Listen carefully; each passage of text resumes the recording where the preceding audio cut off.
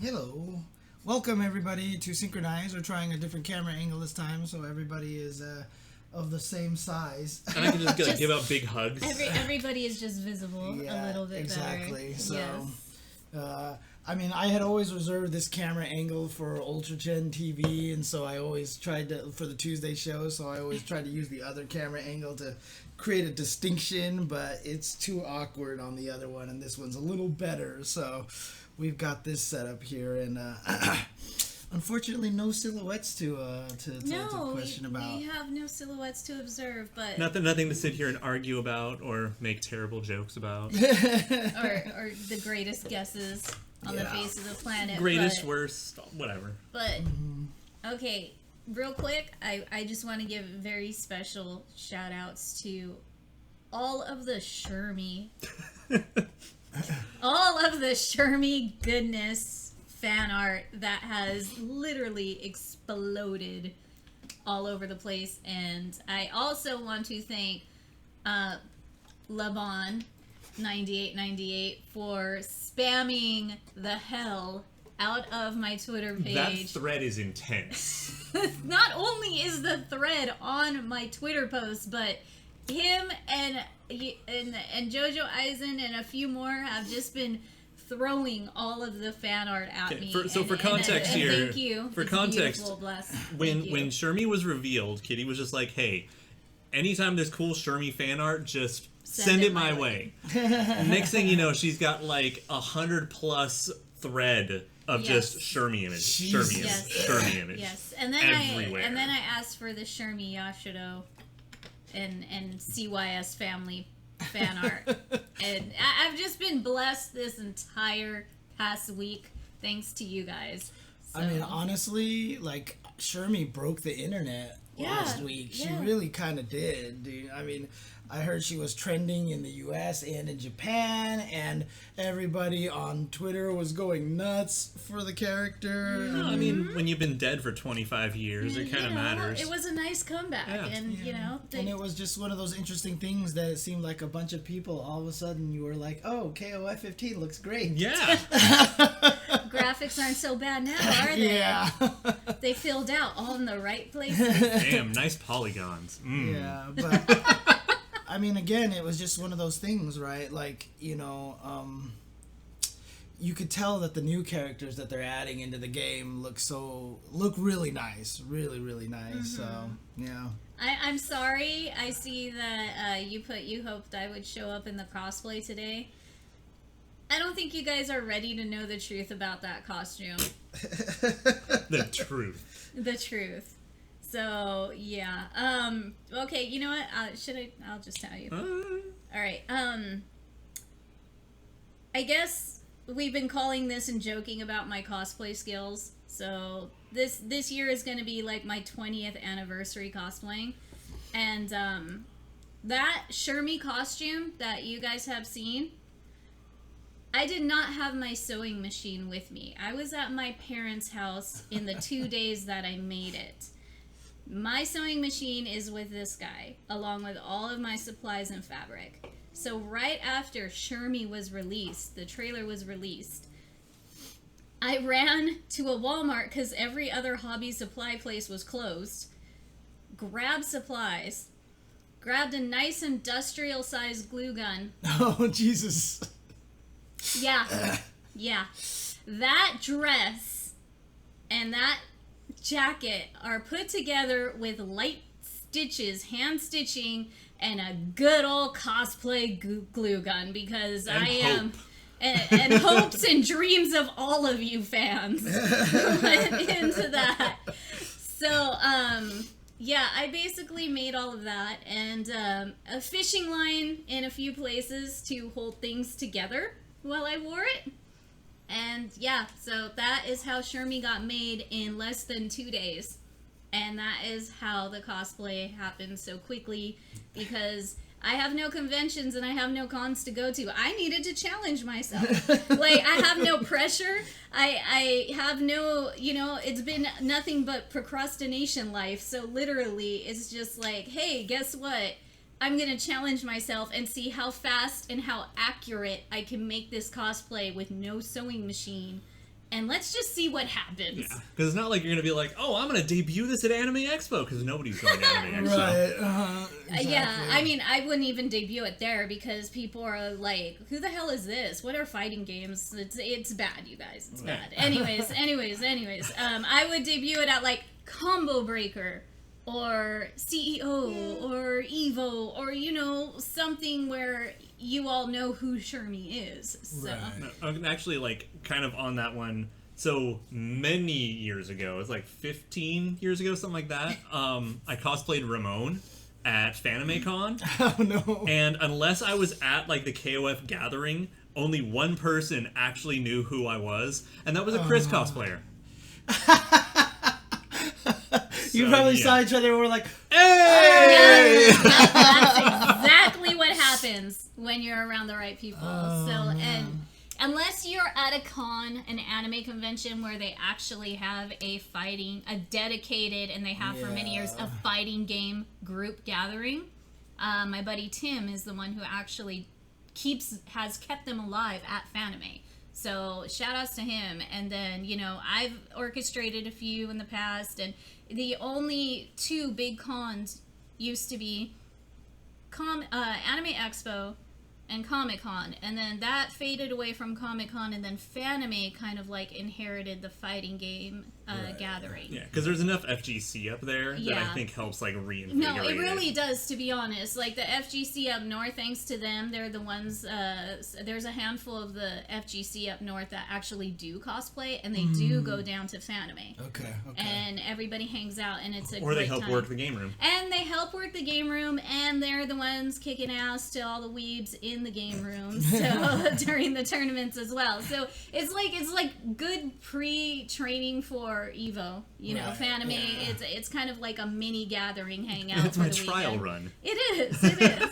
Yeah, and you know, Seiru says when it comes to SNK cosplay, Terry and Mai will be the most recognizable. That's because Terry is a Smash Brothers character now. No. You mean Terry from Smash? Yeah. Okay, no, Terry before from that though, it was Smash. because there was a Fatal Fury anime, Oh, okay. which was which was actually aired on TV at one point.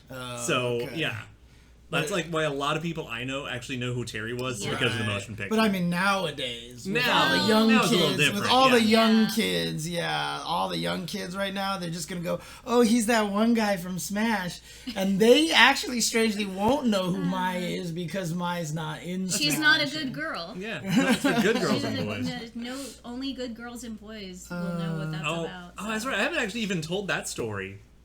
Which one? So, Anime Expo, God, 04, 05. Oh man. They did I didn't see that the SNK. they did. What? Wait, what is Noah's Wild talking about? Wait, let me see. So did anyone see the SNK artwork that showed the next 3 teams for KOF? I don't think that was SNK that posted that. Oh, was that just a fan art? I think it was Yeah. it was a fan thing. Like, who's next? Because it had the 3 Yeah. different teams. Oh, okay. I didn't gotcha. think SNK posted that.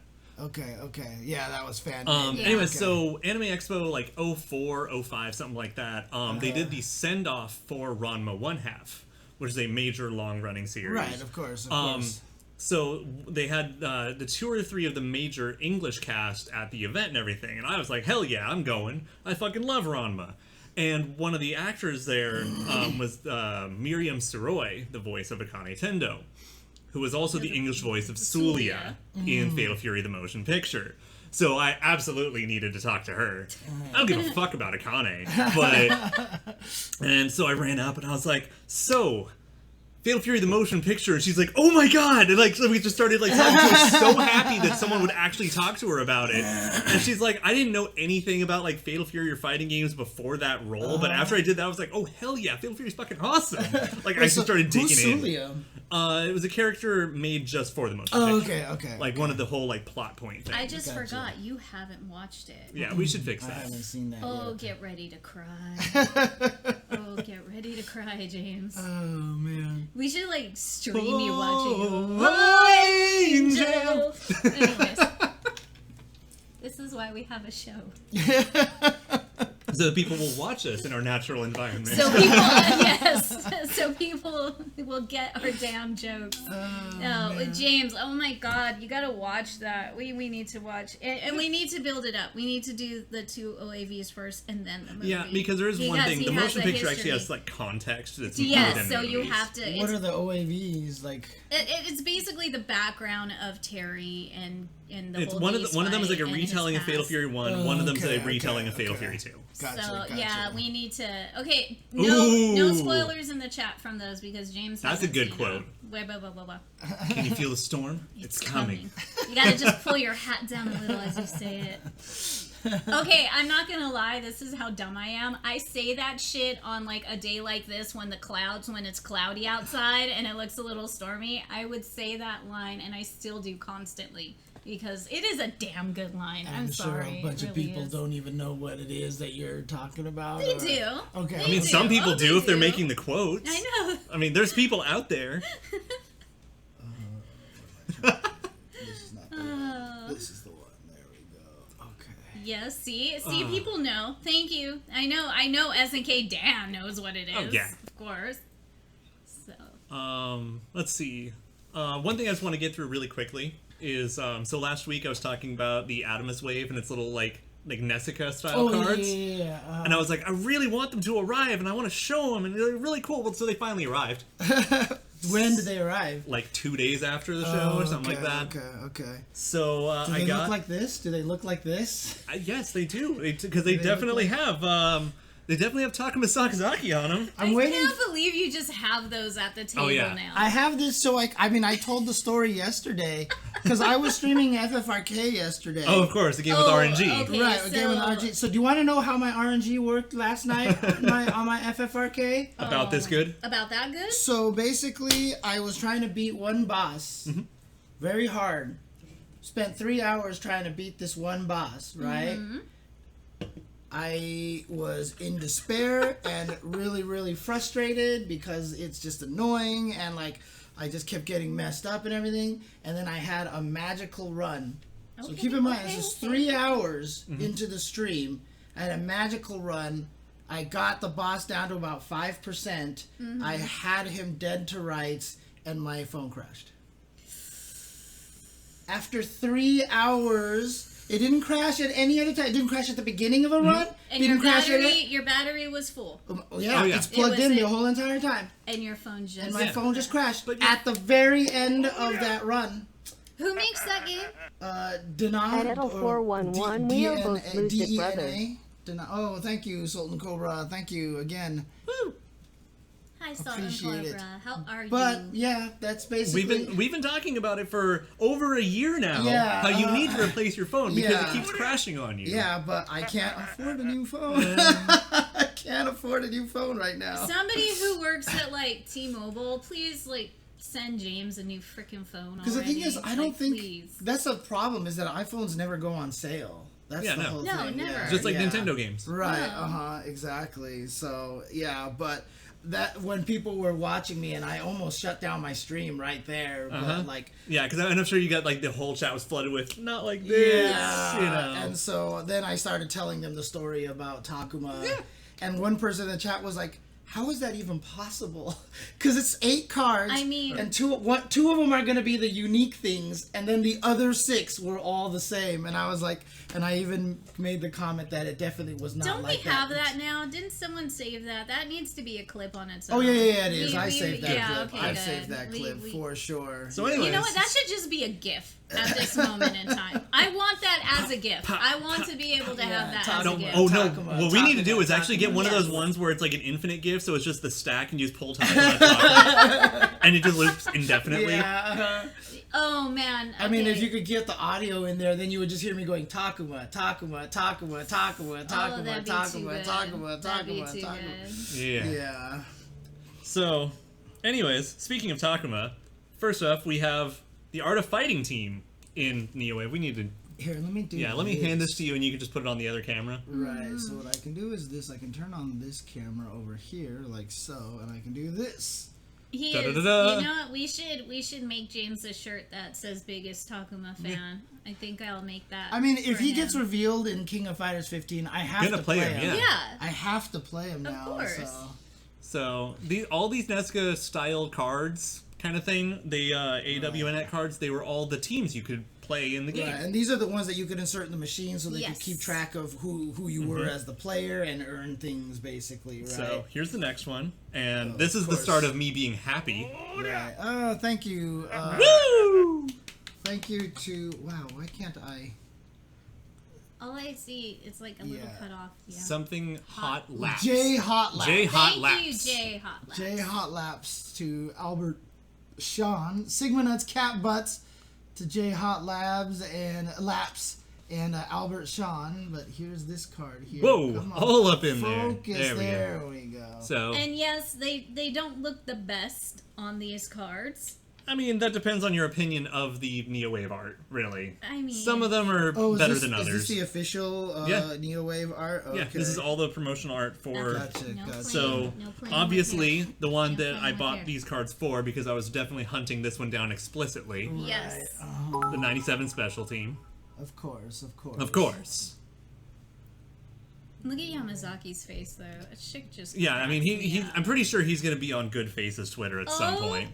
Where did We're you get hype these from? training, yay! did we? Hype Oh, train, nice. hype train for no Level one reason, complete. yay! Where did Keep it going, where keep did you it get these from? Definitely eBay. eBay. Okay. By the way, okay. eBay from a European seller. Like like a lot of my okay, cool SNK okay. stuff I get on eBay, it all comes out of Europe, like Italy, Right. especially Italy.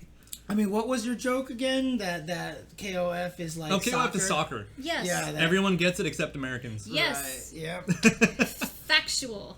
And So then there's this that- one. Oh my God, Seru X. Yo, Gift subs. Seiryu! Seru X with a total of 15 Jasmine gift is subs. so frisky. She's biting my hand playfully right now. yeah. And She's then- so Dude, frisky. so I think did I tell you this? I forgot, but like she's been like I've discovered that she likes the padding, right? yeah, and so she like likes her little butt. I'm pads. trying to record videos. Like I'm like it's literally her side, and she will crawl on my chest, and she will like you know how cats headbutt you, right? Yeah. And she headbutts me. And then just leaves her head on me like she loves it. She loves it so much. No, she does that to me all the time. Yeah. Well, I mean, she's a kitty. She's a cat. He's not wrong. And like Jasmine will give me the love bites. Yeah, And she's so- giving me those frisky love nibbles because she was chewing on my hair, and then I'm petting her, and she's like, "I want your hand." Yeah. yeah. So, and so she's like you she'll going bite me crazy sometimes. right now? Sometimes she bites me pretty hard, and it hurts because she bites me on my nostril right here, and she bites me on my eyelid, right? She's suggesting piercings for Yeah. you. Yeah, I was gonna basically. Get your Oh, eyebrow yes. done, get your nose, you And know. Okay. so kind of like I was like, oh, you're gonna bite me, huh? So I'll nibble you. And so like I actually like bit her like No. ear or her cheek a little bit, and Just just no reaction. Oh. She had no reaction. She was like, yeah, this is normal. So I'm like, great. Now I'm just encouraging. Yeah, her. it's like, oh, we have an understanding. This is Yeah. perfect. Anyways, the last card. Sigma Nuts Cat Butts, the Seru X, the Showbiz, the Jojo Aizen, the Infinite Will, Yes. Chemical Chocobo, and Yuri KOF 86. that was nice. Thank you. That was Thank very you. nice. And this one I saved for last for the Yay. stream. The Mary one's the most important one to me, but this one's going to make you guys a little happier. Yeah. Do, do, do, of do, course. do, do, do. Look, it's everyone's favorite Chris image. That 98. smug little bastard. That's pretty much the one that's based off the Chris meme right there. So There you go. That's cool. So, yeah, when I was like, because I've been trying to get these cards, and they're always like, oh, 40 bucks a piece. yeah, And I'm like, what? It's been gross. Dang. American Okay, eBay is okay. gross. And then so I find this one, and it's like, oh yeah, it's such and such for 4 cards, and it's got new faces, 97 special, and I was like, I'm done already. Oh, and Fatal Fury team, perfect. Art of Fighting, that's nice. Yeah. So I'm really curious to know the little goodies we could get from these. Nothing. It's more just like saving player data. So like I Yeah. kind of, I mean, the thing is, But don't you think there's like maybe some hidden like icons or artwork in here at all? no, absolutely nothing. Especially Aw. because the AWNet service went down in 2006, so they're not even worth. They can't even be used. Right. Unless is unless done, NeoWave, right? like if I get NeoWave and I get a card reader, I can maybe pop them in and find out who it originally belonged to, and that's it. At most. That's kind of weird. But I bet you that there's nothing on these. I bet you these are probably never used, right? They do have their original identification access code, so nope, I'm pretty sure they've been at least bought and used once. Or maybe just activated. I mean, are these normally covered or something like that, Or I mean, if they were never used, they would be blank. They might have been printed at the vending machine, and then you just buy them and walk away. But I see. So you get blank ones. You put them into a registration machine, and they put the numbers on them. I get it. So, okay, dude. Orange County. Dang. Okay, that's like right. I was gonna say like, hi. Yeah, I know. Hi, Just wave like from that. over there. We see you. We'll be at the Japanese market shortly. Need to go into Daiso and buy more key charm things. Yeah, I'm actually out of all my ramen too. I need to get some ramen. I've needed the ramen for a while. I just had a package of that ramen last night. Oh yeah. I had a craving for it. Yeah. It's no. good. So It's the best good. ramen. not even just eBay. Like I've gone through Zen Market and Yahoo Japan auctions. I couldn't find it. And the only reason I found it was I was looking through a seller's eBay for other stuff. Because I was buying the second set of KOF 11 marquees for the instruction booklet and everything. And he's like, oh, I combine shipping. So if you buy other stuff, I'll just ship it as one package. I was like, cool. And I just started scrolling through and I was like, oh God, that's in here too?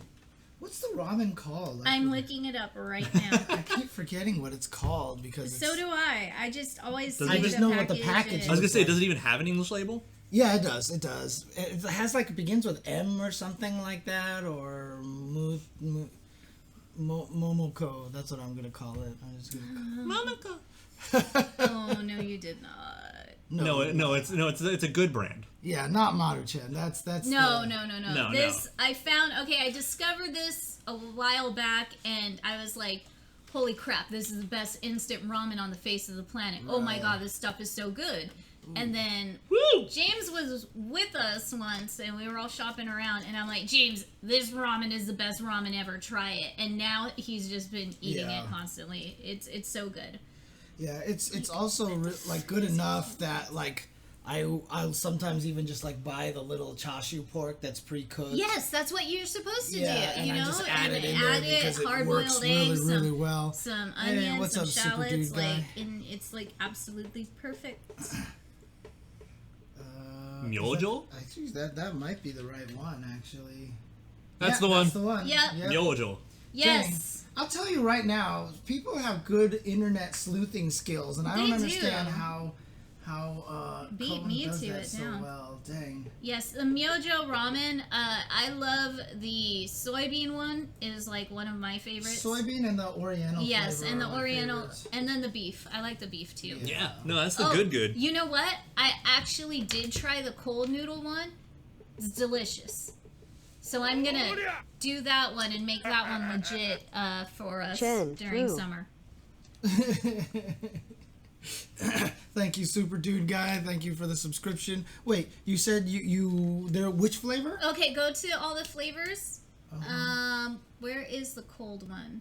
There's a Is it the cold blue? one, huh? No, it's not. It's the blue one. The Where's blue it? one. I think, Oh, I think it's okay. the blue one. Okay. Where?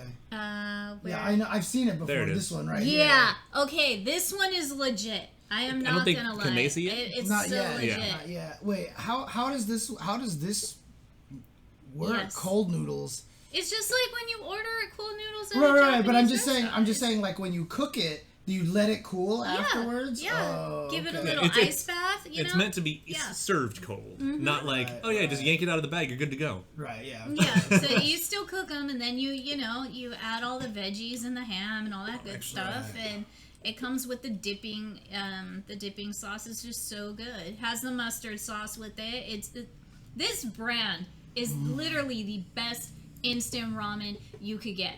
It's a little bit healthier for you. It's way tastier than whatever ramen you're used to right now. I'm telling you guys, go get some. Yeah, this one right here, the soybean, and this one right here. These two are my favorites right here. So soy sauce one is okay. Is okay. Yeah, it's all right, but I'm telling you, just like the soybean one is so good. Yeah, I remember Corey was saying this is his favorite one as well. So I think I'm more into the Oriental flavor one here, but soybean one is like right there. Like I think. Yeah. Actually, sometimes we've even had it where you made like just miso broth and we just use these noodles instead. Yeah, because their we've done noodles that are too. actually better. Yeah, Yes, the the noodles are instant much noodles. better for instant ramen. This is like the highfalutin instant ramen, and you honestly need to get it. It is a little bit slightly pricier, but it's totally worth it. So. It's not that bad. I mean, we buy a tea. Oh, this thing. Yeah, You that know, one we made buy me a drink tea out. or something that's just the same price, or even more. So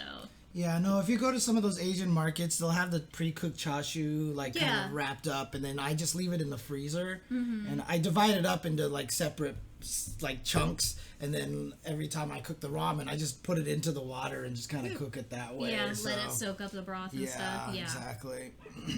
Ramen tier list. I mean, honestly, it would probably be would be number one. Number two, actually, I would probably do the Indomie. You know, the non-soup ramen. It's the fried noodles one, because that one I got introduced to by guys in who's interesting. It was I had never heard of it, but when I was at Evo Japan and I tried to go to a place, someone was like, "Hey, I'm from Indonesia. We have this great thing here. Try this. It's the best ramen ever." And I was like, "Really?" And I okay, tried it. I've seen that. I know some friends that have talked about that Yeah. online, so I need to try that next. I This haven't is tried really that one. good. And you know what's interesting about this, and the reason why I asked about the cold noodles thing was because so this one's really good. This is really good. So after you cook this one, like I said, it's no broth afterwards. You drain the noodles and you just mix it with all the sauce. Yeah. I've actually taken this and just thrown it in the fridge Okay. and waited a while and ate it cold, because See, it's actually really I've good done cold, that with too. the yakisoba noodles from, I think it's Maruchan. Yeah, That- Maruchan's Maruchan, yakisoba is you- pretty good. Yeah, like the Maruchan ramen's not great, but has the yakisoba is actually The pretty fucking good. yakisoba, like, already cooked. Yeah, it comes like the giant noodles. red Oh, tray. Yeah, and it comes in like a 3-pack, and then it has the sauce. And I make, my mom loves when I make her stir fry with that, Right. because I'll get whatever meat she wants, mostly chicken. She wants a ton of bok choy in there. She wants a bunch of like onions and shallots and everything, and then I dice it up and make it for her. Those noodles are legit. I like those ones too. I don't have enough time to make my own broth and noodles. So that's the problem. I mean, honestly, if I had to go with soup noodles, I mean, my favorite soup noodles are always going to be like beef soup noodles from, Chinese beef soup noodles and a I bunch like of the stuff egg. my mom I like creates. the egg noodles. Yeah, Yeah. like, Egg noodles it's are gonna be like fun. actual cooking and then Yeah. instant whatever. Right, yeah, Yeah. exactly. Yeah, So- but when you're running around all day and you're hungry and you're tired and you're starving, like these Oh, yeah. types of ramens are like the go-tos. Yeah, I mean, So- like, for me, it's like, it's 2 a.m. and I haven't had dinner yet, so... And nothing's open around and here. nothing's open, So I guess I'll eat ramen. So I'm just gonna eat some ramen. So I mean, like I said, I've literally just had a small bag of Doritos today, so that's the only thing I've eaten so far. I mean, like I said, I did bring my snacks. Yeah, So okay. if you want to try. I mean, see, that's another problem too. I will say one thing: when you're single and living by yourself, one of the hardest things about the way the world works is that they make you buy everything in bulk. You know what I mean? So like, I buy a dozen eggs and I don't cook them fast enough that they usually start to go bad after a while. And you know the crappy thing too is you'll pay twice as much for the 3 or the 6-pack of eggs, and that you're like, I'm not gonna do that when I could get a 12-pack for this price. Right. I'll just try my hardest to eat it all. Right, Yeah. and so like You one need of to the- try one of these. Okay. These are takoyaki balls. I just discovered them this week, and they taste kind of like takoyaki, but they're like seasoned little puffs, and I like them, and they are good. So if you haven't tried them yet, go on ahead, because obviously these two like them. So Also, cup instant ramen straight out of the cup is fucking delicious. Like, especially like little like freeze-dried peas and stuff. All day. Yeah, but like, how many of you have gotten addicted to the curry cup noodle? oh, the curry cup noodle is Dangerous. it's good, but again, we were talking about this before the stream started. After I eat the curry cup noodles, You taste it for the I rest taste of the night. it for 3 days. Yeah. okay, it's not just you. Yo, because that one's strong. I don't know what cement they use to make the noodles, but there's something about the noodles and the curry powder that just stays in my stomach for freaking ever. Yes. And like my stomach is like trying to break this down, going, what the hell is this? Why does she keep doing this? Yeah. So it's literally cells at work anime in my stomach going on, mad at me, because, you know, I cut back. When the curry cup noodle first came out a few years back, I was just like, I need all of this. I need to keep eating it. And I'm just. And then like, we were at FGC events where they Yes, were giving they them were away, giving and them we were away. like collecting them. They're like, yeah. you guys love eating unhealthy. Have all this cup noodle. And we're just like, thank you, kind sir, for feeding us all. We're so hungry. And it always drives me yeah. nuts too, because like I remember I was at Evo Japan that Cup Noodles was sponsoring, Yes, right? yes. And one of the guys working at Cup Noodle came up to me and they were like, "Hi James, you know, like I hope what do you think of the sponsorship and all this stuff?" And I was like, "I think this is great because Yes. I've been saying like fighting game community needs non-endemic sponsors forever and blah blah blah, and I'm really glad that you guys have looked to us to support." And he was like, "Oh my God, can you repeat that to our CFO or whatever like that?" And I was like, he's like, "Follow me." And like he walked me over to this lady. I guess she was like either the VP or the CFO. He was just like, "Tell her what you just told me." And I was like, hi. That thing. Noodles are good. And I even think I have my cup over there that I got from I was that, so. actually very happy that they sponsored Evo Japan and then Evo in 2019. And 2018 also they had cup noodle and it was great. And I feel like it kind of saved some people because, you know, for a lot of people, They spend all their money to travel. they spend all their money to travel to make sure they got a fight stick, to make sure it's working and functioning, you know? It's not easy to go to Evo. It's not. If it wasn't for him and Corey and the rest of you, it would not be easy for me to go to Evo. And that's one reason why it took me forever. It took me like 10 years to get to Evo. Right. Because everyone's like, back in the day, Kitty, there's this gaming event in Vegas. You should totally go to it because all you do is cosplay, you know, fighting games. And I'm just like, are you kidding me? You know how expensive that is? What, do you guys just have a few grand to toss or pull out of your asses? Like, well, I'm a broke cosplayer. You expect me to go to Evo? That's the thing is, right? Fighting game is poverty, right? That's the joke, right? FGC is poverty. Yes. And so I'm always mad when everyone's like, fighting games need to go to PC because that's the sponsorship, blah, blah, blah. I'm like, fighting game players, one, don't sit in gamer chairs. They sit on the floor when they play games, right? Because it's the comfiest. Two, half the people play on mute. We don't use headsets very often when we play fighting games, you know. We don't use a mouse. We're playing on a joystick. Yeah. Like, our sponsors need to be Cup Noodle, McDonald's, you know, like Starbucks. Sodas, you know. Starbucks. I mean, Starbucks is a pretty good one. You know, the thing is that someone needs to have a large enough KBBQ chain to support the FGC. Exactly. Oh no. Gyukaku needs to sponsor. Oh my god, if Gyukaku got in on supporting the FGC, that would be the greatest thing ever. We need Volcano Tea too. Volcano Tea would be good, but don't. Oh, okay. Volcano Tea and or Kung Fu Tea. They're already doing shit with Funimation. They need to bring their little boba loving butts over to the FGC because we'll be all double fisting that if they did. Seriously. And interestingly enough, I mean, we're talking about Vegas prices out there too. It's interesting that Vegas, the price, like, it's actually still cheaper to do Vegas Evo because what a lot of people probably don't realize is that the airplane tickets to Vegas are always a lot cheaper because they want you to fly out there. Yeah.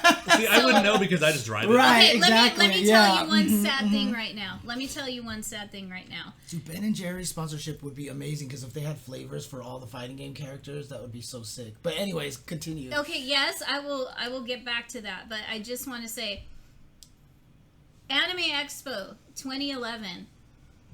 That shit cost me $2,500. And I still had friends helping pay for the hotel room. And I was in hardcore competition in a very sketchy contest that happened during there and everything. So I blew a lot of money. I could have went to Japan for that price. I could have had a month-long vacation in Hawaii for that price. I could have went to Evo. Not to mention, like, a couple times for that not even just price. that. Is that would have covered your room and board, the plane tickets, and your passport. Yes. Yes. Yeah. This is why I tell people I don't even care to go back to Anime Expo or big conventions like AX, because it's not just AX's fault.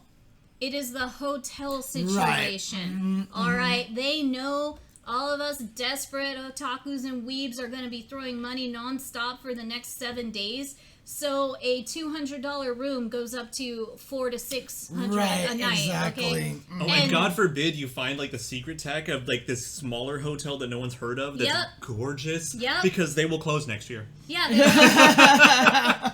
We did that.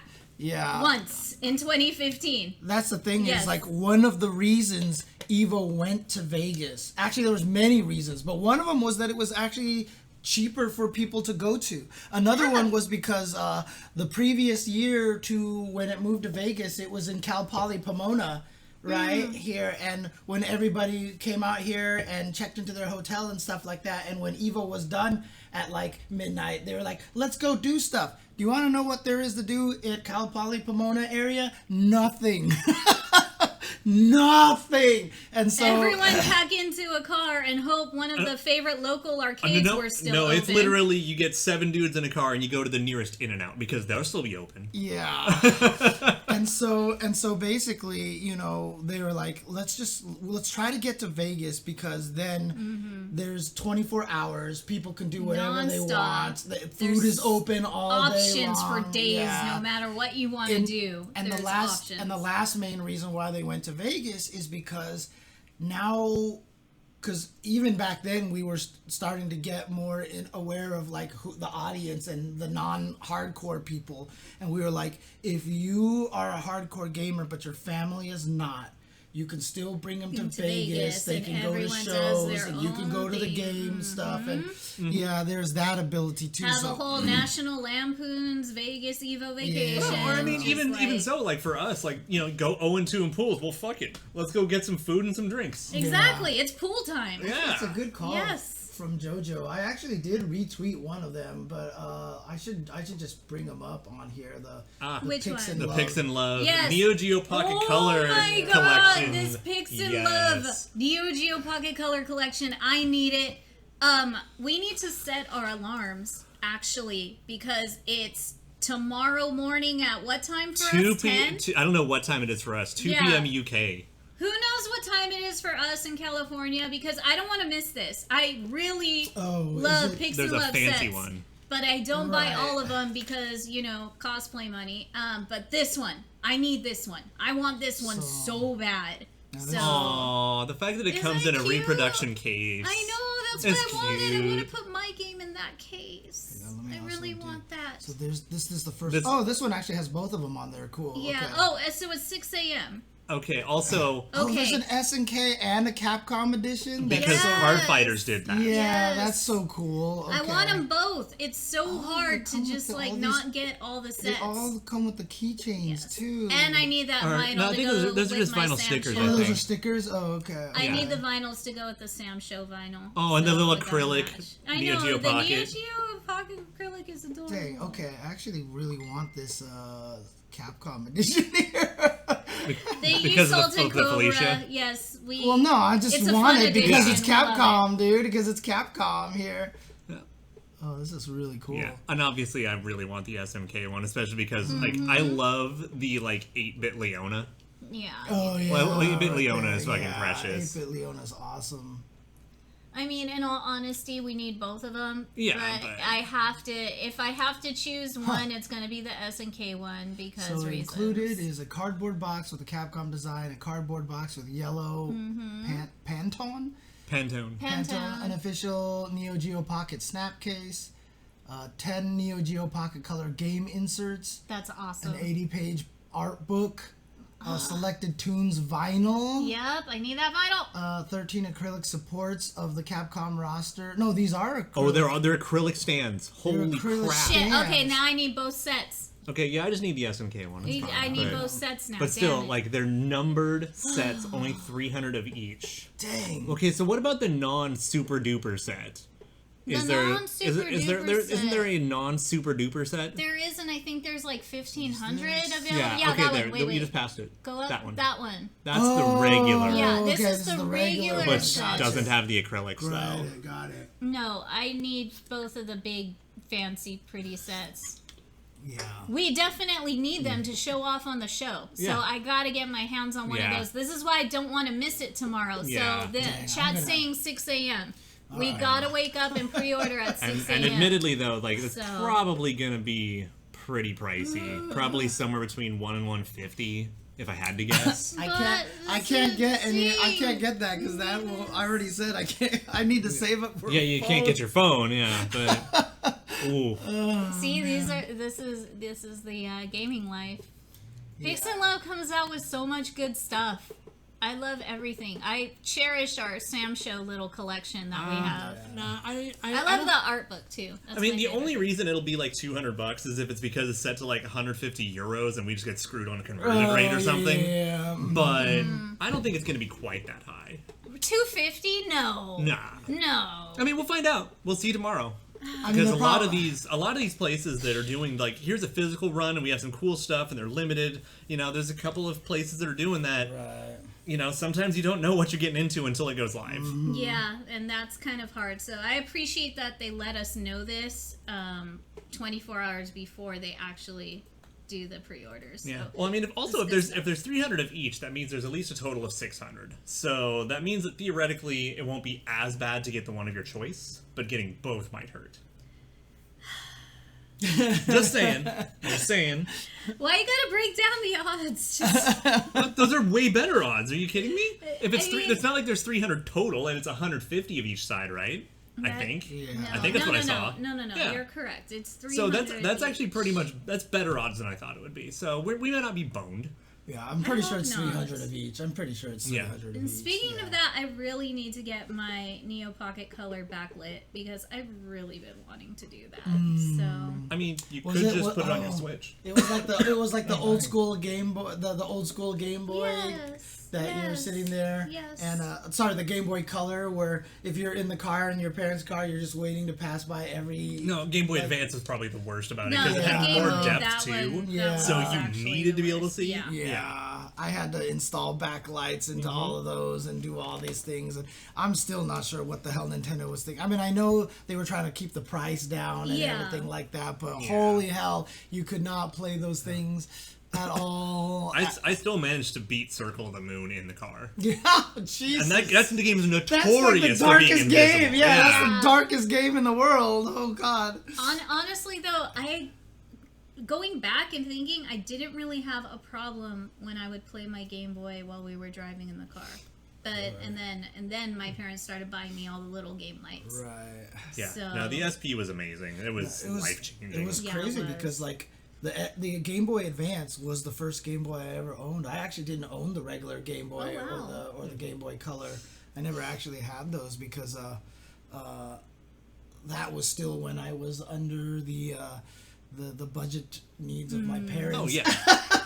But once I once I left high school and went to college and started getting my own money, then I could You're buy like, everything. "Woo!" Here, let me get up real quick. Oh yeah. No That- problem. Actually, I'll get up too, just so you can squeeze. I'm good. Because I was gonna grab a soda again from the I got plenty of space like that. So, Got it. Game Boy Advanced. I wanted one really badly when it came out. E3 that year was giving them out What? as prizes. They had At prizes for as what? prize, dude, for just waiting in line. What you did is there was a big Wheel of Fortune wheel. Right, And then yeah. instead of showing you the prize that was on the top, it was actually in a cubby. So you didn't know what they were stuffing into that cubby. And then they would spin the wheel and everyone's like pounding on the table as the wheel's going around and stuff, and then it would stop. and you would see there were certain ones that showed you like what you were getting. So like I got like Kirby plushes and stuff, you know, or little toys or Kirby toys or Pokemon toys. Kirby plushes, I'm down. But then The little one. oh okay, but then they had hidden mystery question mark sections on this wheel. And those cubbies is where the Game Boy Advances were in. Oh. So I had a white one, a clear pink one, and a purple one. This is back in the day when E3 gave you legit shit. Yeah, I would when literally E3 used come to home actually have, with 3 or 4 bags every day full of electronics, games, DDR dance pads, Game Boy Advances, and a shit ton of t-shirts. Like, my wardrobes have always been taken care of thanks to E3 and Comic-Con. Like, I have shirts for days. I still do. It's really ridiculous. But, yeah, they were giving away Game Boy Advances. Yeah, I mean, back in the day, I mean, like I said... It was a golden age of E3. The very first few E3s, you could get so many cool little trinkets here. It wasn't anything for sale. You always had to win things or like stuff like that. Yes, you did, but it wasn't always in a tournament. It was just like, I mean, I was one game away from winning the GameCube wireless controller. Remember that? Yeah. Yes, thank you, the Wavebird. One dude threw like 2 more snowballs in the last 5 seconds of that Mario Party game. Oh God! And I was in the sorry. lead. I was in the lead, and then all of a sudden he just got a bam bam on me, and he won, and that's why I didn't get a Wavebird. But I almost won a Wavebird too. It was just crazy. I still remember also one of the Nintendo ones. They just started having people just sing the whole Pokemon theme in line to get like keychains. It was awesome. Yeah, the swag parade, definitely ended at one point, and it was just now E3. About 04, I think, was the last one that actually had like the good because stuff. the problem with it is they started opening it up more to public and things. And I was one of those people they kept bringing up every day. To sing the Pokemon theme? Yes. Yeah, that sounds right. But yeah, I have so many Pokemon plushies and keychains. I'm still surprised you were never like a Nintendo booth babe at any point in your career. I wanted to be. At one point, I did want to be, but they didn't want cosplayers. They just wanted models from this one agency they worked with. Oh yeah, because of how Nintendo works. Because of how Nintendo works. Now, it's amplified. Now it's like Nintendo special training to be one of the Nintendo people.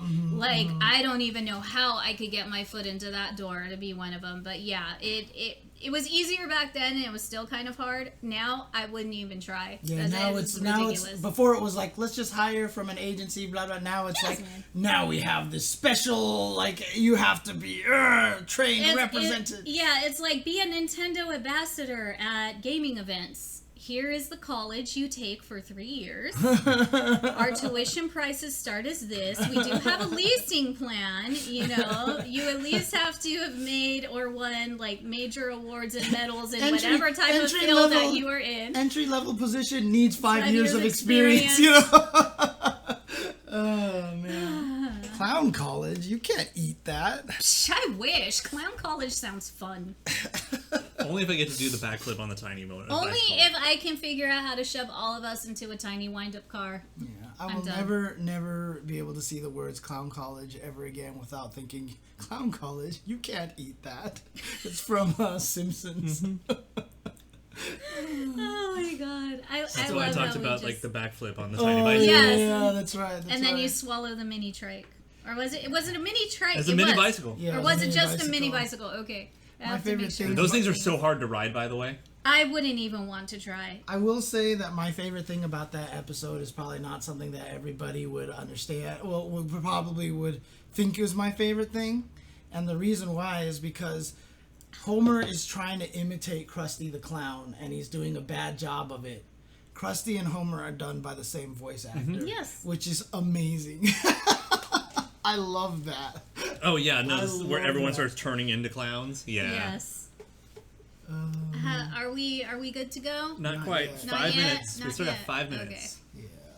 But Close. I'm really looking forward to like the rest of this too, because we get this and how many times we're gonna look at it. I didn't even know they did this. Oh, yeah. Oh yeah, they did that Day or a few two ago? days back. One day yeah. ago, yeah, they just released the hero theme.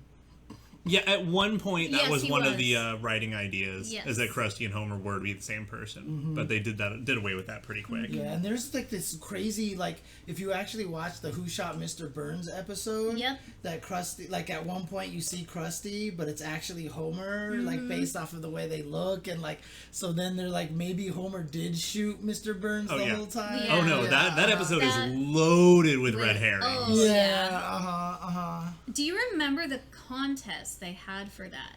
I entered it. Oh yeah. Yeah. You remember you could call in Oh, that's right. and guess your yeah. answer? And if you guessed right and you were picked with the right answer. Right, of course. What was it? The Simpsons house you won or something? Or was that a different contest they did? I thought that was a different one. I thought the house was a different I contest. think so, but because I'm still mad about that house. I can't remember. I'm mad about the house too. Anyways. Did you hear about the house? No. The woman who won it, within the first week she was there, she repainted it. Yeah.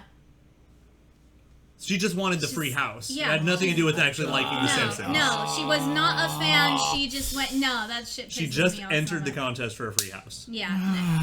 No sucks. Simpsons love whatsoever. That sucks. Yeah. I think another thing I remember from like the Simpsons like crazy blow up fascination with them is remember the family that tried to sue the Simpsons. Vaguely. You guys look it up right now. There was a family.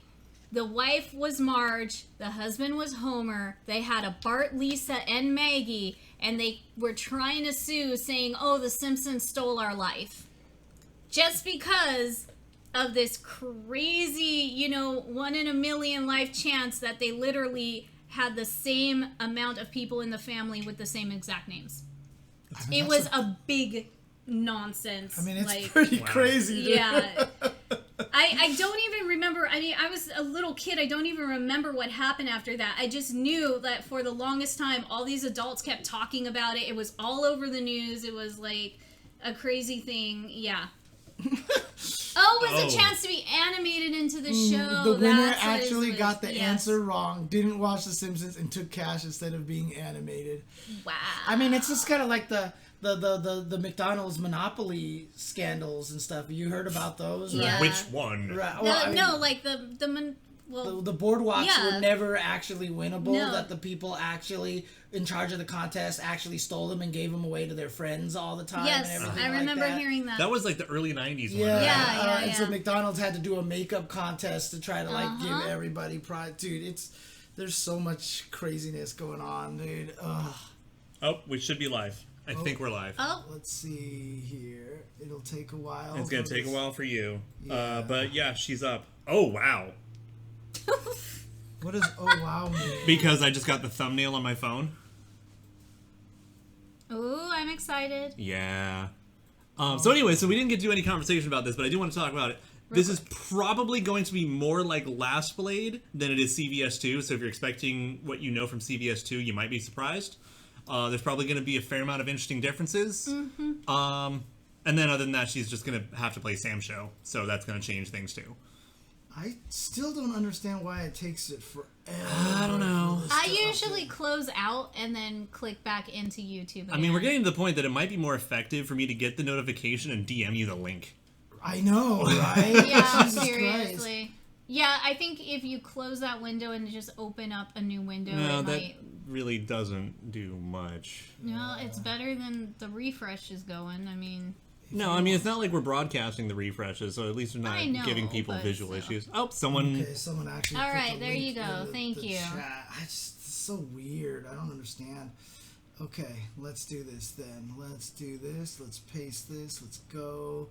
Let's pause. Let's. Oh, do wow, this. we got the Europe trailer. We take those. All right. Yay! Thank you. Thank Okay, you. let's do this. So let's. Thank bring you, this up. Nero.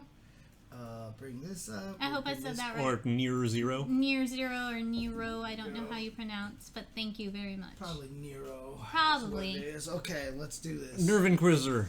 All right, so again, the first time will probably be loud I said it enough- right. Okay, thank you. It'll probably be loud enough that we won't be able to hear us very well, but Okay. let's just do it. Let's go. Hibiki in Samurai Shodown. Let's go. Peggy 16. Peggy 16. Peggy 16. She looks cool. お父さん、私戦います。だから見守っていてください。 Looks very CBS 2-ish right now. She kind of does.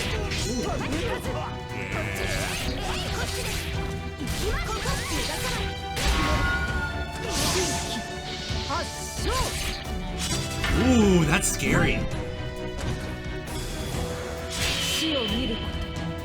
Of course. Yes! Of That course. was pretty slick.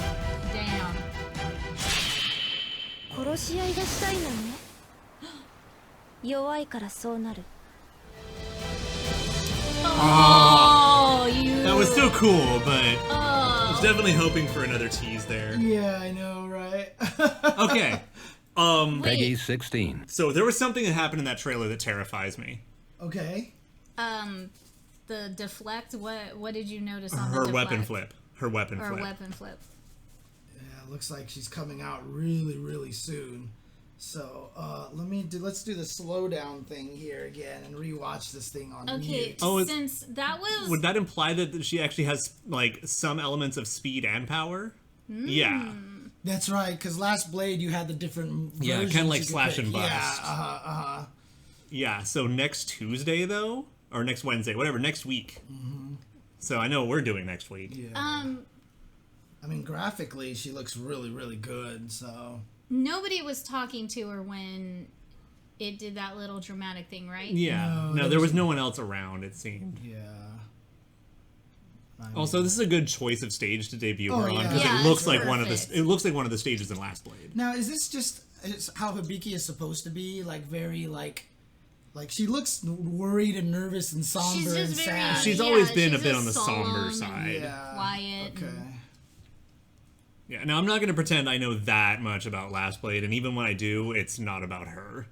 I know a bit more about like some of the main plot stuff, or like I was hoping to get Setsuna. Right. Now, here's You know? something interesting. All the KOF trailers debut in 4K, and this does not. So I'm wondering if KOF is just going to have a 4K playable Or mode if it's something. because it's the Or Europe it's the trailer. Europe one. And it has Oh, different upload requirements or yeah. different upload timing. That's right. That's right. Oh, she never wants to fight. Yeah. Okay. Yeah. Yeah, but she looks really good, dude. Like graphically, she looks really. So she's the Jackie Chan of Last Blade. She don't want no trouble. Well, she's always been kind of on the thinner side. right. Like So right that there, like that just looks good. Yeah. doesn't look like it quite has the same range as CVS2. Yeah, well, but CVS2 that was might be bullshit. Right. So Yeah. So there's the deflect, and then there's that hilt move, which was an overhead in CVS2. Curious what it is in this game over here. It's obviously not because she canceled or chain that's combo. probably just close C, and it's 2 hits. Oh, you think it's just like this is just automatically close C, and she just automatically does the 2. Something like that. Yeah, Kind of that's like what it looks like. Yashamaro. Like, Because the way it's that's well, that was a regular deflect, right? Yeah, that was a regular deflect. But the important thing Yeah. here is that you're right, because there's no awkward transition. Like, this is too fluid of a transition from one hit to the Yeah. other to have it be a cancel or something like that. You know, this is Probably just a intentionally- close 2C. Yeah, Or close intentionally. 5C. And there's her crouching C, probably, which will be a Yeah, good probably, anti-air. which is a little bit safer in some regards. And Isen, oh, why you gotta do my boy Jubei like this, dude? He Come deserves on. it. Jubei is the best. That's the problem.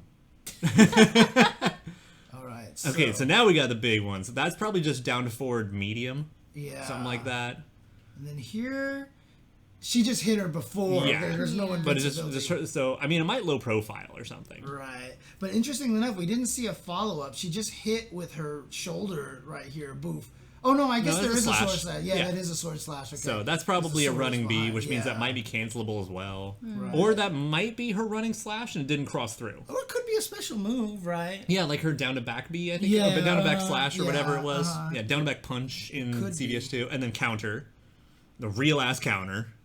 Get tossed. Whoa. Okay, that's right, because she just has the regular. Yeah, it was just counters, that they were yeah. worthless in CVS2, so you never really Right. saw them. But Jesus Christ, I mean, look at this. I'm tiny little girl. I'm big dude with pillar and tossed. Yeah. get tossed. Yeah, with your 1 ton of concrete. Get wrecked. Get tossed. And then here's Mina making doing bad that. decisions. Yeah, I was about to say the exact same thing. Playing very poorly here, but gets her crouching, so the combo is easier. Big jump in normal. Like, it comes out a little late there, but that looks like that might be a really good button. Right, and then that looks That's like close B into the low slash. Which is, I think, probably down and forward heavy slash, unless they changed it. Because I think they used to have, like, a principle behind it, but... Yeah, so that looks like it's going to work out pretty well. So here's this move again. It's still an overhead. It is still an overhead. So, but that's not the same one she used earlier, because that's actually the scabbard instead of the blade. No, she did use the scabbard last time. Did she? Yeah.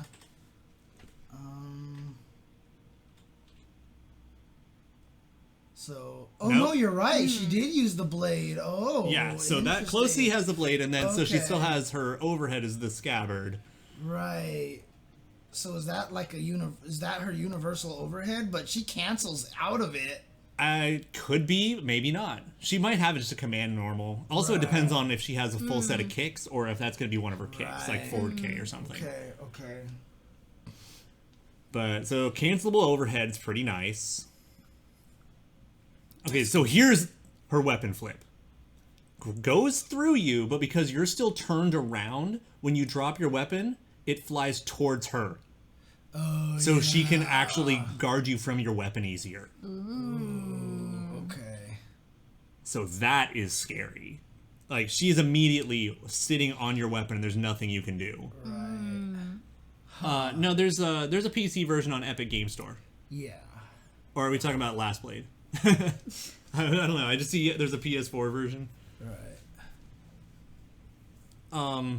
It's not really a skirt. It's just that the legs are so wide, it's kind of hard to tell on Hot Robot. Yeah.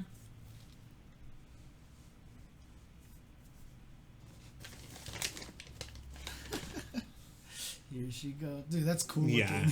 looking. Anime! Here we go.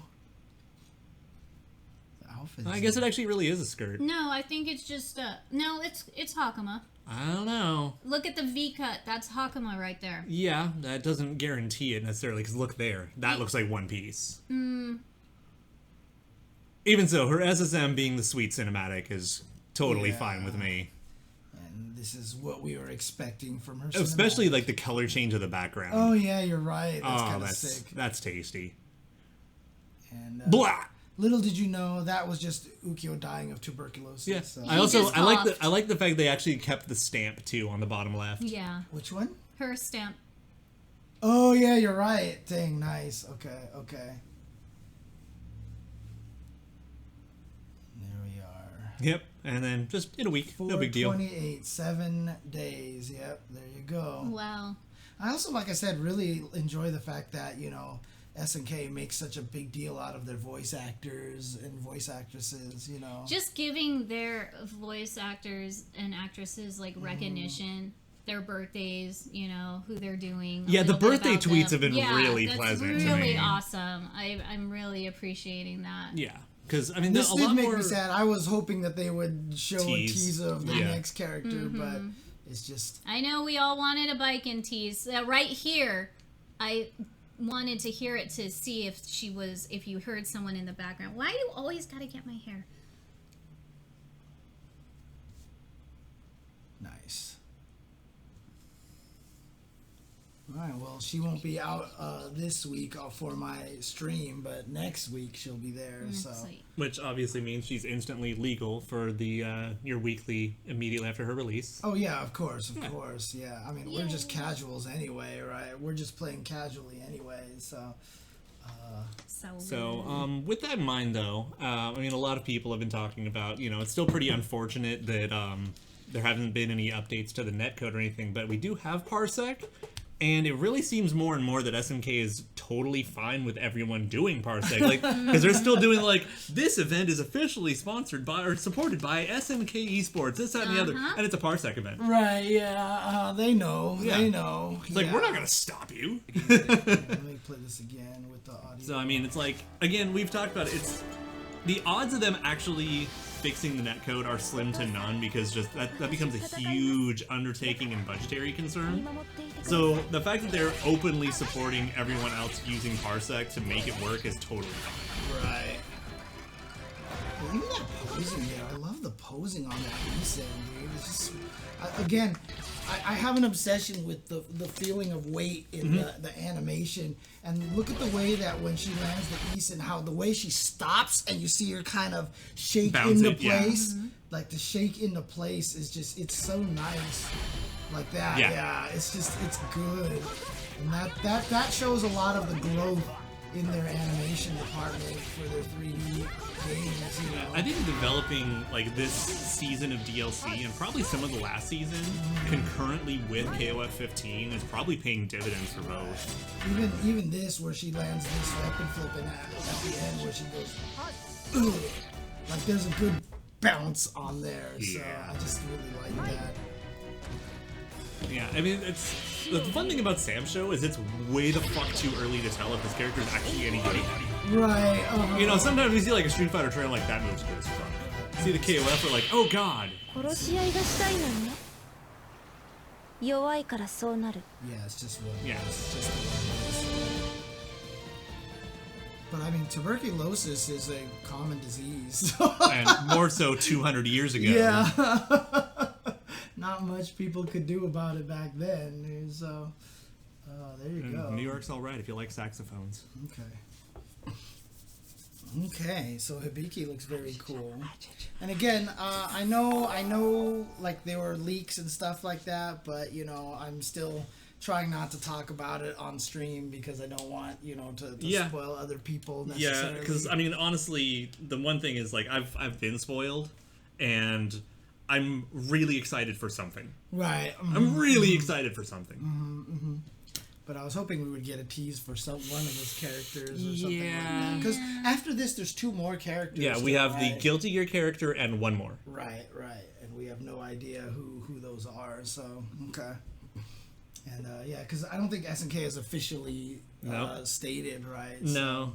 Okay, so I'm guessing her skirt, as you would call it, or her bottoms that she's wearing is actually based off the Shinto priestess, those outfits that they wear. Where it's kind of So like it's- halfway between. Yeah, so it's a shozuku. Iori with the sword. I would love to see Iori with the sword because, like, they already turned him into a girl for. Doesn't he have something again. in that mobile game? He's in like a RPG mobile game. Did they give him a sword in that? I wouldn't be surprised. No, I don't think so. But then there's also the like isekai manga he's in. Yes. And then I'm still surprised though that they didn't do a trade with Soul Calibur. Yeah. I'm still surprised that we're not getting, you know, either Mitsurugi or Yoshimitsu. Right, or somebody like that. Yeah. I mean, there's always the slim chance that we get one more freebie DLC because we had 2 characters that were free DLC. Well, one of them was a free DLC because of the weird error or something like that. Nope, just free. Which ones were the free ones? Both the Umbrella users. Oh, Shizumaru and Gongsun Lee. Yeah. Right? That's right, Gongsun Lee because it was part of the promotion, probably. Yeah. Yeah. Both characters were free. But yeah, no. Yeah, so Sam's show was on Stadia exclusive for a little bit for PC versions. Thank you, Carlito, too. Thank you. Oh yeah, that's right. The first season of DLC was free as a like if you bought the early game. early adopter bonus. I would have loved to have seen Yashamaru in Soul Calibur. Oh god. I think I he don't would want have been- that. I do. That's terrifying. He's literally the Grow in Sam's Yeah, but he show, has so air like, mobility. Yes. Yeah, he would. Yes! I'm not sure how. He Well, would I be mean, broken, and I want it. They figured out how to put Haomaru in there pretty well. Yeah, but too. he doesn't fly. Right. No, my favorite, like I said, I know I told the story on stream before. My favorite thing was because I used to always go to play Samurai Shodown 2 in the arcades, and all I would try to do is crouch heavy slash into multiple sword with Haomaru thing because that code was, what was it? It was down forward, half circle forward, backwards DP, B plus C. Right? Yes. This person I don't know who this is. They keep Yeah, spamming me. it's a Raging Storm pretzel, but worse. Right, and so I always loved that secret command, and so I turned on Soul Calibur and I downloaded Haomaru, and I was like, I'm gonna input this code and I'm gonna hit B plus K, and this is totally not gonna work because there's no way they would put this in here. And I did it, and the super came out, and I was like, no. No, that was just because the motions blended and it just kind of worked out that way.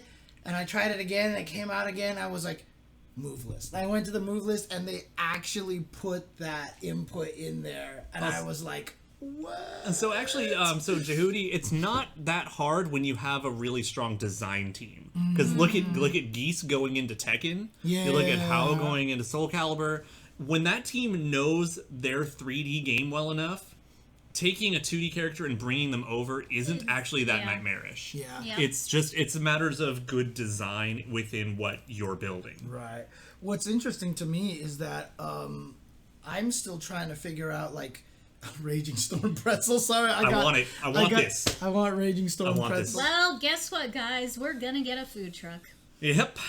Okay, maybe not a truck. Yeah, and Kula and Dead or Alive. Kula and Mai. A cart. We'll get a food cart. Oh, yeah. It'll be Raging Storm now they're all pretzels. up. They uploaded them all at the same. Yeah, probably because one of them was one's Japanese, one's probably the Europe one, one was probably the American. Well, it also depends on where Nero's watching from. Maybe they Do you sent think us they're the all the European same link though? because they're Should European. we watch all of them to make sure there's nothing different? I mean, we could just watch it in higher quality if that's possible. And that's the only real thing. So, yeah, bring up the Japan one. Well, I mean, this one has 3 extra seconds. Oh no, the one we saw also had 3 extra seconds. Yeah. Oh, because of the Peggy warning. Oh yeah, you're right. You're right. That's gonna be the Peggy warning. That's all that is. Okay. Yeah, I mean, that was one of the interesting things is when they moved the Tekken guys into Street Fighter Cross Tekken. Like, they had to give them weird shit. Like, Jin had fireballs all of a sudden. Because that's that one's very, like, half and half. Like, some of them really worked out well. And, like, one of my favorite characters, the transition, was actually Christy. I thought she was super fun. Okay. She wasn't good, but I think she transitioned better than most.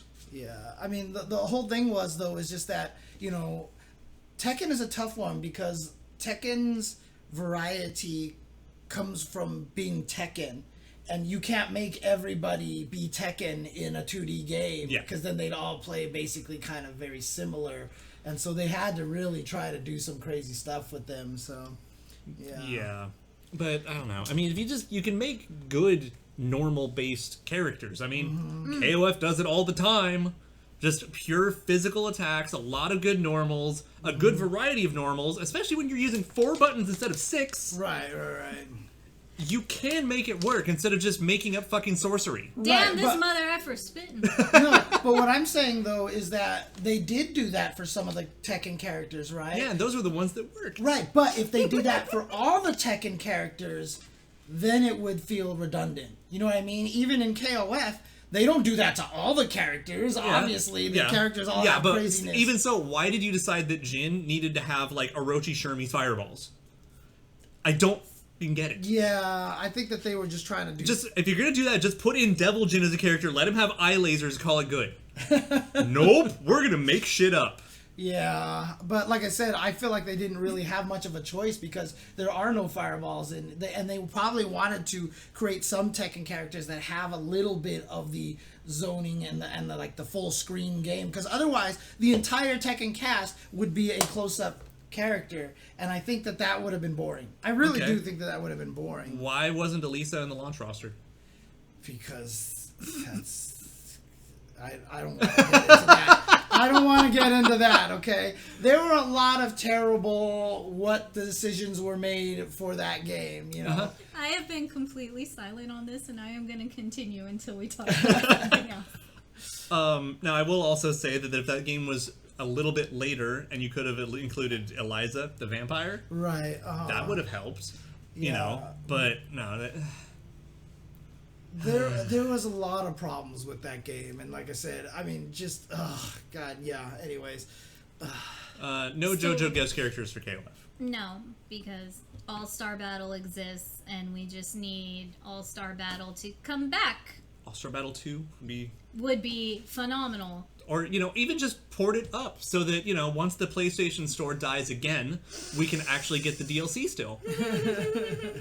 I mean, Eliza was definitely I feel like a test for Tekken Cross Street Fighter. Well, the thing is that she actually predates a lot of those things. I feel like she was more like the beta for what Akuma would become. Yeah, exactly. More than anything But, else. I mean, a lot of people have also brought up the fact that Fakumran might have been a Sagat early on, That seems really possible. Yeah, he might have been Sagat, and they were like, well, we're not doing Tekken Cross Street Fighter anymore because we're fine without him. I'm sure a lot of game companies that we love, or game franchises, like especially Street Fighter and Tekken and everything else, they have so many characters on the shelves. Yeah. That either are, you know what, let's wait on this one and put them in this game later on. Not even instead. just characters, literally their franchises. Yes. Capcom has like 10 dead franchises from the past 2 decades. Okay, I didn't want to bring that up. I was just going to talk characters, but you had to bring it up. It's full on franchises. Yeah, I mean, all of these companies, I mean, we were just having the tweets about F-Zero, right? Yes. Please have that come back. I mean, Capcom right now, if you just look at their fighting games, right? I mean, you got Rival Schools, Darkstalkers, Power Stone, right? Cyberbots. Well, I mean, those are hard to call franchises because there's one game. Okay, look, if you're gonna have those characters come in other games, then you better make another damn game. Okay, fair. Yeah. But because I'm one of those people who still feel screwed that I got one PNO3 game. You know what my favorite thing about Cyberbots was as well? Was that everybody's meter system was a different graphic. Mm-hmm. Like, I love the fact that, I forgot which one, it was the boss that had the skulls. Yeah. That have the skulls that you could build the evil Lord Death Satan. Yeah, like, I love that they all had a different graphic for their meter system and stuff. I thought that was super cool. I mean, you guys know how much I love Pocket Fighter and Gem Fighter, aka Puzzle Fighter. But anyway, could you freaking imagine with all the new characters they have and the cute content, they could make a sick ass new Pocket Fighter. Oh, yeah. And Rashid for Pocket Fighter 2. I said I wanted fun characters. I don't want he'd be any broken amazing. shit to get angry over. No, in Pocket Fighter he'd be fantastic. No, he'd be hilarious. Could you imagine, like, they have him, like, on a flying carpet and shit and using a genie and a lamp and all this other nonsense? No, you know they're going to add Jury and give her a flip kick and her foot's just going to get bigger? I need Hakan to come back. Dude, Hakan would come back. I need Hakan to come back. One of his attacks is going to be him attacking you with all of his kids. Like, he'll probably use he his calls, kids as, he calls Malak, what? Oh my god, I can't say her name right now and I cosplay her. Okay, whatever. Hakan's hot-ass wife. He calls her up and she's like, "Hi, darling!" And all the kids are like, "Daddy!" And just trample your ass. I could totally see him grabbing you and shaking you in his barrel of oil and you come out and you slide and you hit the other side of the wall. Like, there's just so much amazing shit you could put into a second Pocket Fighter game with all the zany new characters that they have made over the past years. Like, this would be so great. If they made so great. I mean, all the Rival Schools creators wants to make a new Rival Schools. Please hire me to help. Please. The thing is, I mean, I think it's one of the best things, though, is that, like, at least we can say SNK doesn't really abandon franchises so much as they just space them out as best they can. Yes. Because, like, they're still supposed to be working on, like, a new Metal Slug. Are they? Okay. Yeah, it was at, like, a board meeting 2 years ago or something. Man, like, I don't even know if I want a new Darkstalker. Actually, okay, I'll be fair now. With the direction that Street Fighter V is going now, yep. I then might maybe. might There's be willing now to... been cautiously optimistic hope for myself and people like James. Damn, bringing out Fasule. So... I mean, because look, I know this is an SNK stream, but Rose is fucking cool. She is. She's amazing right now. I mean, World Heroes, is that technically an SNK franchise? They own it, but they didn't make it. Right, they didn't make it. It was a different company that made it. Yeah, but I mean, I would actually love a Pocket Fighter style game. Yes, we have our Neo Pocket games. You know, you have Card Fighters. We got SNK Heroines. We got SNK Heroines. You know what they could really do with Pocket Fighter? We need a Pocket Fighter SNK version now of just the chibi characters. characters again. But Match of the doing all this Millennium plus 20. crazy ass shit. You know Yes. what? Match of the Millennium 2021, whatever you want to call it. I don't care. Pocket- Make it like Pocket Fighter. Make it all the SNK characters. All the SNK characters. Let's bring shit out of the old games, out of the woodwork, and make it zany and kawaii and adorable. And give it another sick ass, limited edition box set like they did for Heroines. Okay? I like stuff. I know that this would probably kind of hurt the game in terms of viability and stuff, but a new Pocket Fighter, if they can figure out a way to make it a functional, like playable mobile game, I think would be the best way to do it, because it's called mobile. Pocket Fighter. No mobile. Yeah. If this is, I'll tell you one thing. If I love an old school game and it comes back as a mobile game, I throw my phone at the damn wall. I don't want that stuff. I want it to be in the game system I'm enjoying right now. I want a physical copy. I want a box set. And I want to be able to have that. Just and put it on enjoy Switch and then let it have a mobile port. or that too, whatever. But See, this is the thing is, so a lot of people are saying people no mobile game, no mobile, but boy, it would be really, really cool to try to make it work on a mobile platform. And the thing is, though, is it's also a hell of a lot easier to expand Right. on mobile because you don't have to Yes. resubmit for however much effort to get it running again. You're like, But see, hey, here's cool, the thing is, put it out. they did mobile for Puzzle Fighter and it failed. Why? Because the game was designed for a console, and Tetris-styled puzzle games cannot work on a mobile platform because you need a virtual D-pad. If there's, like I said, Skullgirls Mobile was actually really impressive on how well it played. There's another fighting game that was never released. I think that's they're still developing it, that I've beta tested a little bit before, that had really interesting control schemes and stuff like that I felt like they could have did better. And I came up with other ideas. Honestly, I could even what's his face, that the game with Noodle and that game that just came out. Shoot, what the hell was that game that just came out? The one with that you could play on the browser and everything. Hero Versus is the one that I'm talking about, Ramon Deep. So I don't know what that one. But there's Metal Revolution's the the other different game. one. What is the other game? I have not worked on mobile games before. I've never worked on games. I've never worked on a game in the game industry. God, what the hell? You dodge that fucking bullet. Flappy Fighters was it? Tough Love Arena. That's the one. Tough Love Arena, Flappy Fighters, all these games that I've played, really, there's a way to make fighting games work. And if you sat down and actually made it work on a mobile platform, and because... How have we gone this long in this conversation without saying footsies? Footsies is another one. Yeah, Footsies is another one. There is definitely a lot of ways to make it work. And I think if they made a Pocket Fighter on mobile, because it's pocket and you would put it in your pocket, it wouldn't be Gem Fighters anymore. It'd just come out as Pocket Fighter. And I think that would actually be really, really neat. New SVC Pocket. Let's go.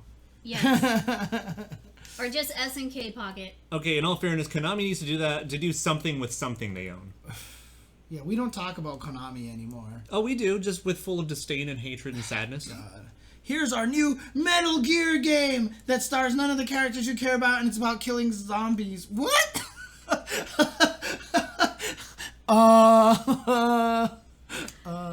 Yeah, The exactly. The best thing from Konami these days is the anime that's on Netflix The right now. Netflix Castlevania. And that's because it was made by fighting game players. Hey! Was it? Yeah, one of the main guys on there is Adam Dietz. Who Really? who goes by the name of, he's a Kamui. Old school Texas player. Him and Mopreme used to make combo videos a lot of times. Kamui and Mopreme. It's so funny because I read the name and I was like, why does that sound familiar? Yeah, Adam Dietz, because his brother Samuel Dietz is one of the main guys on there, and he helps with it. And so literally fighting game players help on that anime, so they care about the it's always one of the coolest things. I talk to Adam all the time on Facebook. I'm like, this is so good job, I'm so happy. So yeah, it's really, really cool. Oh, it comes out in a month? I didn't even know a new one was the new coming season, out. yeah. Oh, dang. Okay. But yeah. Konami's at E3 this year. Man. That's a good one. But yeah, no, Adam Dietz, who was a combo video maker from Texas, he was part of the whole, like I said, Kamui Mopreme, Fubar Duck, all of them were heavy Third Strike players. Yeah. They're all part of that Third Strike scene. So yeah, I think it's really, really cool. Oh, that's right. The VF thing is happening. Contra too. 4 did all right. Shattered Memories was a mixed bag. I am excited about VF project. No, not Shattered Memories. Shattered Memories is Silent Hill, right? Yes. Oh, you're talking about the Silent Yeah. Hill game. Oh, okay. I like a lot of what that game tried to do. I actually really enjoyed Shattered Memories. I really enjoyed it, and I mean, I was like, it's weird because obviously there's no fighting, so it's like it's hard to make it. That was jarring. Yeah, but like it was hard to make it as. I thought I was like, how do you make it scary if you don't think you can die because there's no fighting? There was those running sections, and I tried to make my ex play that one time, and every time she got to the running sections, she basically threw the controllers at me. And was like, no, Nope. you play it. And I was like, okay, I guess it worked. But I mean, I played it first, and my best friend, one of my best friends, Jason, played it second. But we played it at the same time. He actually guessed the twist partway through it. But like for me, it was just hilarious because the second time he played it through, he was like, all right, I will try to play it in the worst way possible and do everything wrong and do I played a wholesome version and so he played the bad version. So I love the fact that the Wiimote was your phone. Yeah. Like that was genius. And so when you get to the movie theater, you could call the movie phone number, right? And like I called and it was like, it was this love story, like great love story. And when he played it, he like did all like the horny version. He played the horny on main version. And when we got to the theater, it was like some hot like dance movie or something like that. And like you hear quotes from the movie. It was like, dancing is better than sex. And you hear some guys like, well, that's because you've never had sex with me. And the girl is like, and you've never danced with me. Like, it was like the greatest thing, dude. I was like, we were laughing so hard, dude. Like, it was so good. And then, like, when the cop shows up, she's all dressed in, like, hot pants, and, like, her shirt was, halfway open and stuff. God. When I played, she's just, like, all homely and, like, whatever. Dude, Shattered Memories was really sick. They did a good job with that game. It's pretty underrated. Yeah. Anyway. And the fact that the flashlight, too, was where you pointed the Wiimote was also really sick, too. Sorry, I'm straying way off of SNK here. Sorry. It's okay, but back to Sam Show goodness. Sam Show goodness. A lot of good ass Sam Show goodness. And with that in mind, I think we should showcase the community artist for this week. Okay. Because if you love Sam Show as much as I do, you are going to love this artwork. Oh, dang. Okay, so this is a Sam Show artist here. Yes. Let's do this. So, I respect that, Dan. So, artist for today's SNKronize community showcase is itouei on Twitter. Oh, yeah, this is the right one. Okay, here we go. Let's bust this out. I discovered, I think, a few years back because of his gorgeous Sam Show artwork. And the first image you guys have probably seen because not only is it two of my favorites, but... Well, maybe not the first image anymore. Okay, wait, hold on. Because James is like, oh, James, fuck. I emailed it to you. Yeah, I know. What are you doing? I'm marveling in the artwork myself. Yeah, here we go. Let me tell you, itouei's art is so beautiful. Like, it's illustration book quality to me. I would buy an illustration book of his stuff. It is like gorgeous. This is like the official artwork, practically, dude. I mean, that's what it looks like. SNK, you guys got to be looking at this guy's artwork because it is absolutely gorgeous. Like I was saying, first image I'm showing you, you could already obviously see for many reasons why I wanted this one to be first. This one is one of my favorites. This is actually how I found them. Yes. It was this picture. I'm like, oh, goddamn. Yes, I agree. Darlie is absolutely gorgeous. I love the way he draws her. It's just like, it seems like official SNK artwork. I love it. Yeah. Same with Mina and the rest of the characters we're going to go through. And like one of my favorite things I've always told Olaf is just like interplay between characters, and I love the story being told by this. Then you're going to love his art because this happens a lot in it. Right. So go to the next one. All right, Whoa, what I'm a was Kenshin that? fan, okay? It was my cup. I'm a okay. Kenshin fan, and I wanted you guys to see his Kenshin because it straight looks like just quality anime illustration that, again, you would see in Also, an illustration book. Kenshin has some direct ties to Samurai Shodown. And so. that as well, so... And I want you to really enlarge the bottom Enhance. image. Thank you. Enhance. Enhance more. There you go. Can you do it a little more?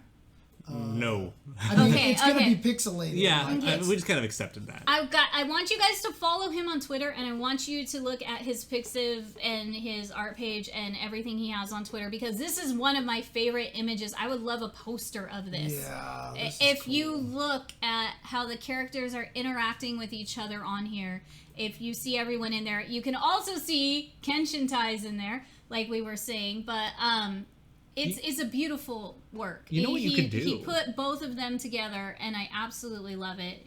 It's really. It reminds me of that one, the Street Fighter V artwork that was on the ring. Remember that thing? That yeah. or Yes. the actual And- SNK anniversary book where Yes. Falcone drew Yes, every that's single right. KOF Yeah, character. yeah. It's kind of like That that, flavor. and this is that style I love. You know what I kind of want to do though? Right here. What? I kind of want to like get that printed out and then like rearrange it in just such a way and use it like an arcade marquee. Oh, that would You be just have it so walking across the top of the good. cab. Oh, that would be That'd be so slick. good. If you could get like a, I mean, obviously this won't happen until we're all fucking blisteringly rich. But if you could get like a monitor kind of display, like an LCD display, and have it like scroll, dude, that would be so sick. Okay, do that. go to the next images I have. We The- Olaf I'm put just- a nice collage together. Yeah, I'm just trying to show So, people, make sure yeah, that they- they have this. Well, can They you do have it in can you the- do like a little Here. overlay? I'll put it in the stream. What do you mean? Oh, like I'm on gonna top put his of link it? in the stream. I'm gonna I mean, put well, his... Carlito already took care of that. Yeah, he's got Fortunately. it. Okay, thank So there you. go. But yeah, I mean, let's just Okay, get to Yeah, let's So- just open up picture 3. It's fine. the, go. Boom! Oh, dang. Look at all of this gorgeous art. I'm telling you, if he had an illustration book, I would buy it. You know, I just realized that's actually from the same picture. That's actually a zoomed-in finished that version is a of Park. zoom. Oh, this Yes. one, yeah, Okay, yeah, can yeah, you zoom in on that one just a little more, James? This one is very special to me for reasons, and it's because the coffee and nicotine is there. Yes. But the little girl, that little girl is my all-time favorite Samurai Shodown character ever. If you ask me who it is, I'm going to tell you her name. And the fact that she is with Hao right now in this image, holding his hand, being all adorable, just gives me feels really, really hard. And I am not going to spoil anything because I have high hopes for more Samurai Shodown games to come out, so I'm not saying anything right now. But that little girl, when she grows up, is my all-time favorite character that I've held off on my bucket list to cosplay. So And buy merchandise of. and buy merchandise of. All of it. All of the one statue of her. Anyway, so look at his Shiki. See, this artwork. Look at how hot that is. I mean, it's Haomaru- so good. His Haomaru art is pretty so freaking good. hot here too. Yes. Look at all anime. I love his style. I love his shading. I love the way he draws the males and females of Samurai Shodown. And I also like the older style of his, like this. Oh, with the texture with the background. texture where it looks more like a traditional, Japanese painting or traditional Japanese artwork, but done in his style is absolutely beautiful Dude, too. Kyoshiro's awesome, dude. Right? I love this Also, for the record, yes, Dan is correct. Oh, okay. We're just going to leave that there. Anyways, Anyone, That who Nako can, is anyone who sick. can Yeah. read Japanese can tell me what this says down here. I'm just curious. But yeah, I mean. keep scrolling. Go to the Yoshitora. Oh yeah, I'll get there. I'll get there. Yeah, keep scrolling. I love how he draws Yoshitora as well. So I'm waiting on a Yashamoru one so I could squeal and scream. Have we seen Rimu yet? No. There's a lot more to this picture. Yeah, there's Okay. way more that's on here. It's just So it's probably going to be like scrolled down and then to Yeah. the Okay. side. So here we go. There's this one here. yes. Look at that little So who's umbrella this little bastard. boy here? Ah! Or little girl here? Speak of the devil, she may appear. Yeah, Is that Rimu right there? Okay, there you go. Yes. And who's this? I cannot remember her name. Plain and simple, I can't remember her Starts name. with a J, doesn't it? Hold on. And that's Shizumaru, right? Yeah. Down here. Yeah. Okay. How old is Rimu and Nako supposed to be? Yumeji, okay, thank you. How old are they supposed to be? Who knows? Like, guardian spirit Yeah. thing I mean, anyway, who They could knows? last forever if they wanted to. I mean, I don't Nako even does. bloody know. Nako does anyways, but yeah. And then I just thought that was precious. Just, excuse me. Just so cute. Very adorable. And who is this? Is this Rimu again or no? Or is this the girl that... No. That's Rimu. Okay. Yeah.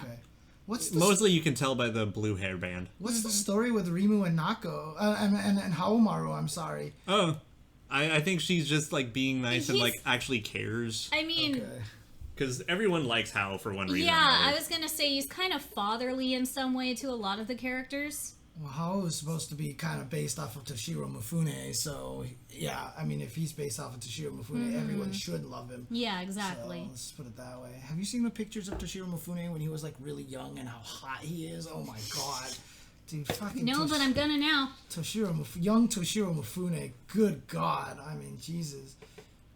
That is a stud right there. That man is a stud. So this is the Firewater brothers here, right? Holy Kazuki? shit. Are you looking at the young Yes. Yeah, dude, right? Young Toshiro Mifune is a fucking stud, dude. Oh my god. Good on him. Confirmed. He is a stud, dude. Confirmed. Oh my god. Oh, here he is again with the kids, and Yeah, he doesn't look the- too happy about No, it either. it's a hot summer day, but he's always stuck babysitting, and it's okay because Why am I everybody stuck loves with Hal. these brats? He I know, has- he he just has wants a- to drink. He has a very parental theme going through a lot of his. I mean, even the Darlie and Mina picture kind of has a little bit of that theme in there. So This is some wholesome Sam show. yeah, I'll Goodness. say. Now And then there's Rara. There's Rara and blood and Wolf everything, Pupper, yeah. as I Look say, how wholesome. Look how wholesome the art is. Blood. Excuse me, but Yeah, that I is know. wholesome. When you're with your pupper, Yeah, just it's kicking true, ass, it's true, that's it's wholesome true. too. All right. Anytime you're doing anything with your puppers, that is Thank wholesome. Squad you. goals. Yes. Yeah, squad goals exactly. That Yoshitora though. Oh, this is cool. This is cool. Oh, Chim Chim, yay. There's another Cham Cham in here that's really cute. What is Nako? Why is she holding a tiny Galford and a tiny Ukyo, I think? Why not? Why not? Okay.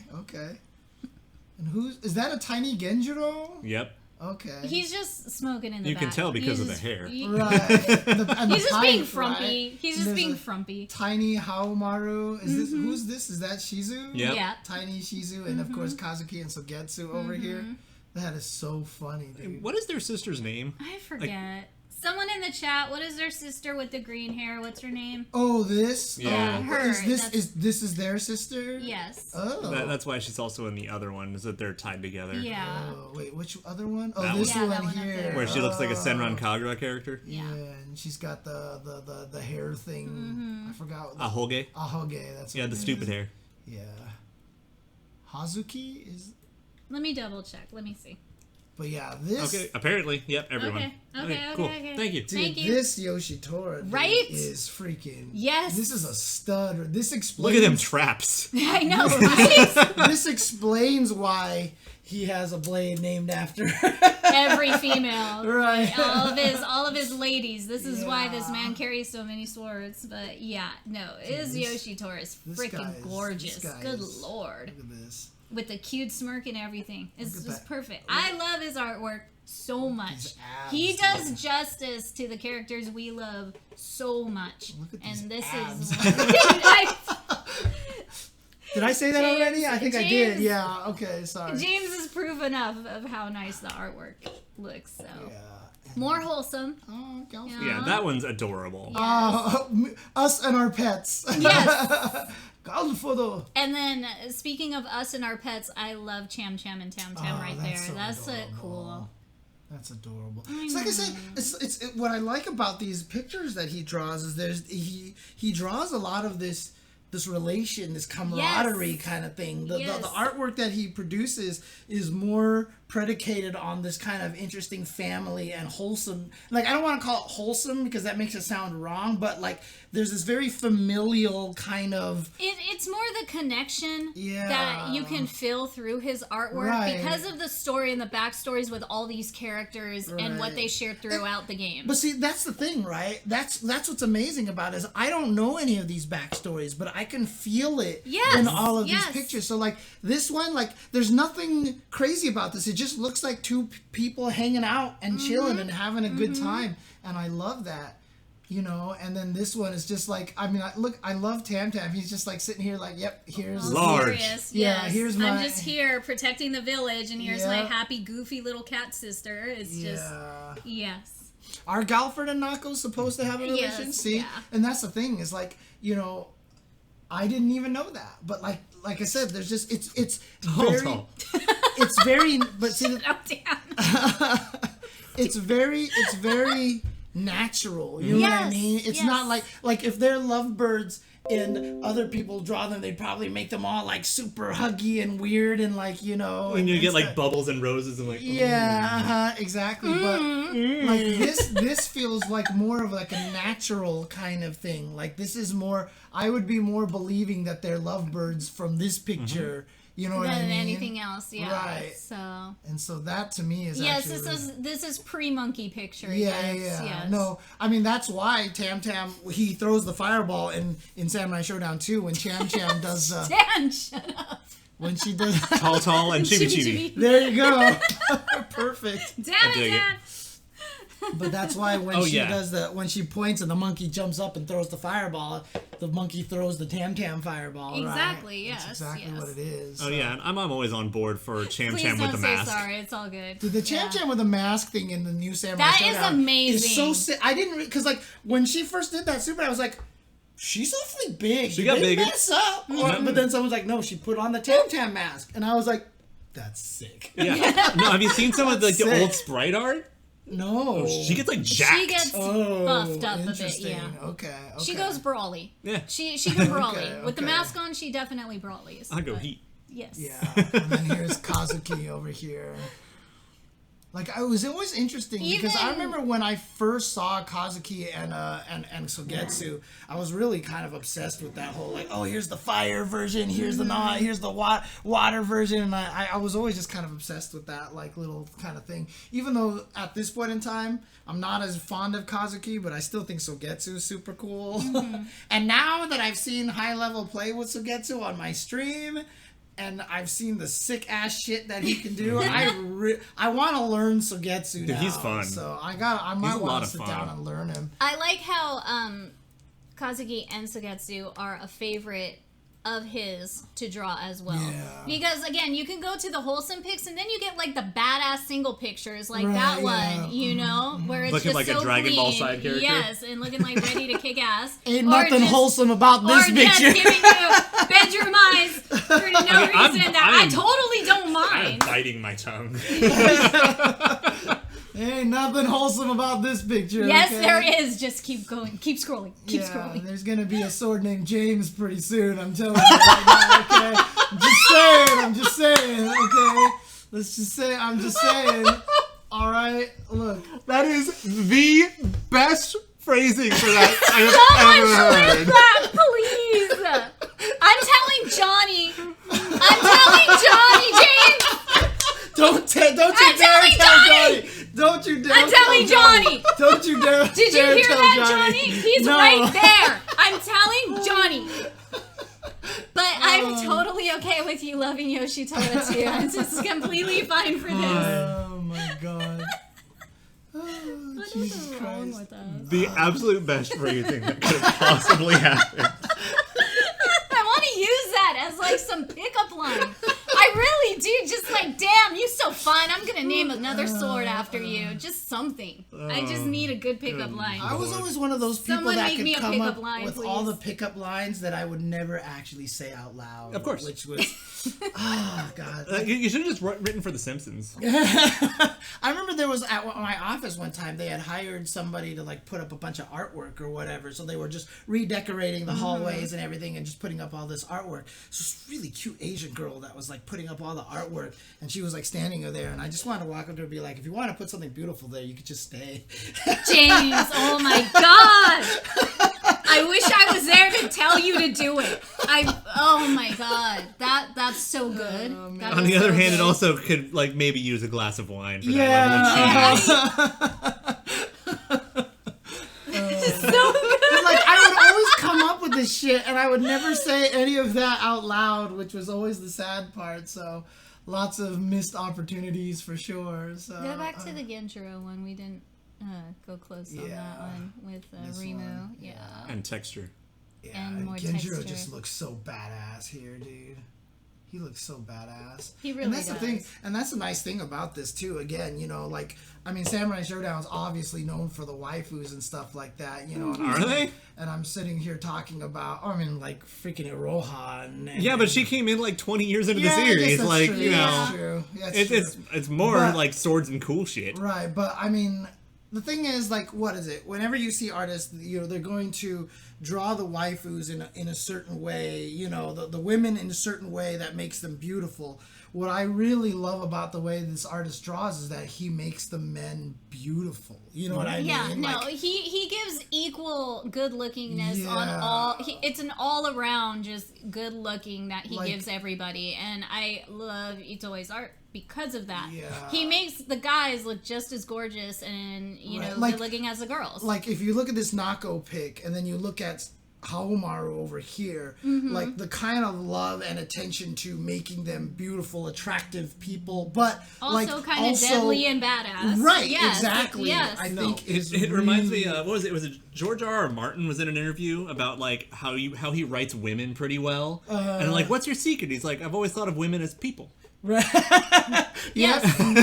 Exactly. Yes. And- but- Beefcake and cheesecake. You are 100% But correct. what I like about that too is like not only just by treating Yes. the women more like people. Yes, Cobra. That But too. he's also given the attention to the guys. Yeah, to make no, them, it's you like he know. basically keeps them on the same level. 'Cause Yeah. he's he not really going does. like over the top with the women and then making the men look nice. It's Right. it make the men look nice and also keep the women at that same level Right, in class. exactly. It If goes you both can- directions, and I love If you it. can, James, because he doesn't get enough love, look at the Kyoshiro at the bottom. Oh yeah, no, Look I at the mentioned that Kyoshiro, earlier. yeah. Yeah, dude, like that is just Even he absolute- Handsome right He looks now. fucking metal. He Yeah, does. He uh-huh. looks like he is actually going to F you up. So, Yeah.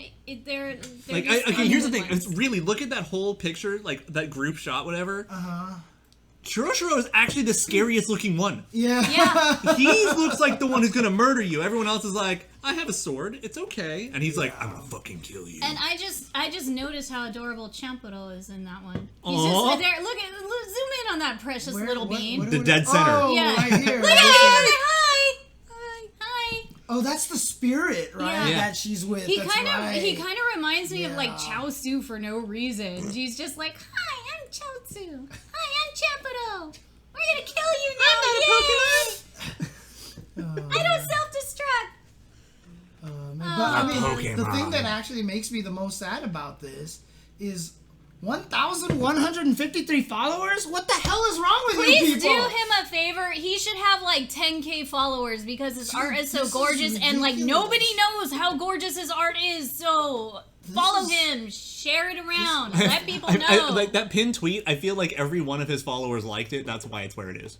Yeah, I know. This needs more love. 1,000. There you go. I was one of them. Yes, no, you are Jeez. completely correct. I mean, So just like browsing through this, dude. Like, that's not his artwork. though. no, That's you not- yeah. gotta No, you just get- click hit the on media his tab. media. No, Just- they'll show yeah. up. They'll show up that. Oh yeah, but I mean, here we go. Let's take a look at this. Look at that. Look at that That is gorgeous freaking Sogetsu. Beautiful, dude. I'm telling you, I just love his stuff. Yeah. It's the good stuff. It is. I don't even know who this is. Now, Yeah. he doesn't just do Right, you know, obviously, SNK, yeah. so, but, you know, Clearly. But it gives us a found really him. good excuse to Yes, share. and I found him because of his SNK. Who is this specifically character? his Sam Show artwork. So, I love it. Okay, because it just made me think of Mika from Under Night. That's why that makes It just sense. made me think of Mika from Under Night. But again, like, this artwork is ridiculous. How does this person only have 1,000 followers? Like, Maybe their Pixiv is doing better. I don't know. Yeah. It's crazy. Yo! Dude, Oh, look at this freaking yes. Terry Bogard, I dude. forgot to post up some KOF stuff he's done too. But Forgot. I did. I was focused on all the Sam Show. Yeah, you changed focus.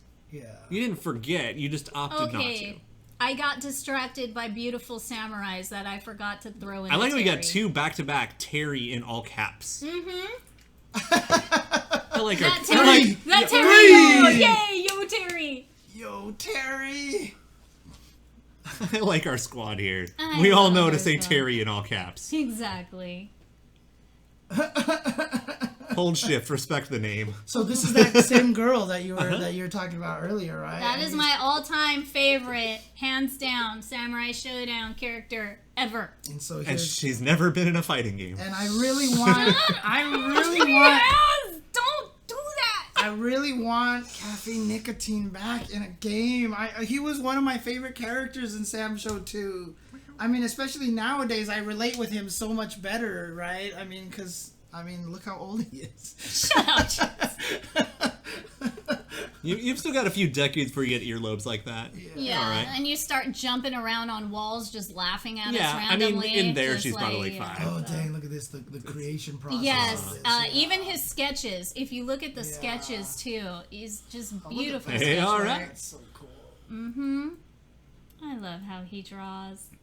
These are all so good. Yeah, look, I don't want to... You need to browse through this more. You need to follow you him. guys. All the likes, all the retweets, do the things. Yeah. Yes, so let's give Eisen, him it's some who you love. think. Let's give If you want want to take a guess, just DM me your answer, and I'll say yes or no on the stream. The Sam Show animes were pretty good. Not like great, but pretty good. I mean, we re-watched them last year for shits and giggles. We did. And it wasn't that bad. It was just like... It's okay. I was Here, like, I'm doing this right here. yay! Thank you, I'm James. just gonna do this. How does this guy not have more followers? I'm surprised you didn't do it with the This Yoshitora art is picture, to be honest. Friggin' amazing. Yay, James! Dear Lord. Please give this guy a follow. I'm gonna retweet that now. I'm kind of upset about this because, like I said, this is. You literally had the same reaction I did. when I in all found fairness, out. that's kind of how I felt about Seriously. everyone we've talked about Right, on the but stream so far. like this is like Yes. this is like seriously like levels of like hungry clicker levels of like quality art. You know what I mean? So this is crazy, dude. I could see itouei working for SNK, drawing gaming characters. Just once again, like illustration book comes out, I'm buying it. Yeah. I'll let everybody know to pre-order it. I mean, definitely see a lot of the follower count is growing here. So yay, that's good. Thank you, you guys. Again, this is why we do the show, is to support everybody in the community. We got so many talented people in so many different directions in the FGC, and I just lots of wanted- love to share with each other. and lots of love to share with each other. So thank you. I appreciate it. Thank you for everyone who is following itouei right now, because you should. So again, people at home listening to this on the podcast, this is the sound of me patting my cat.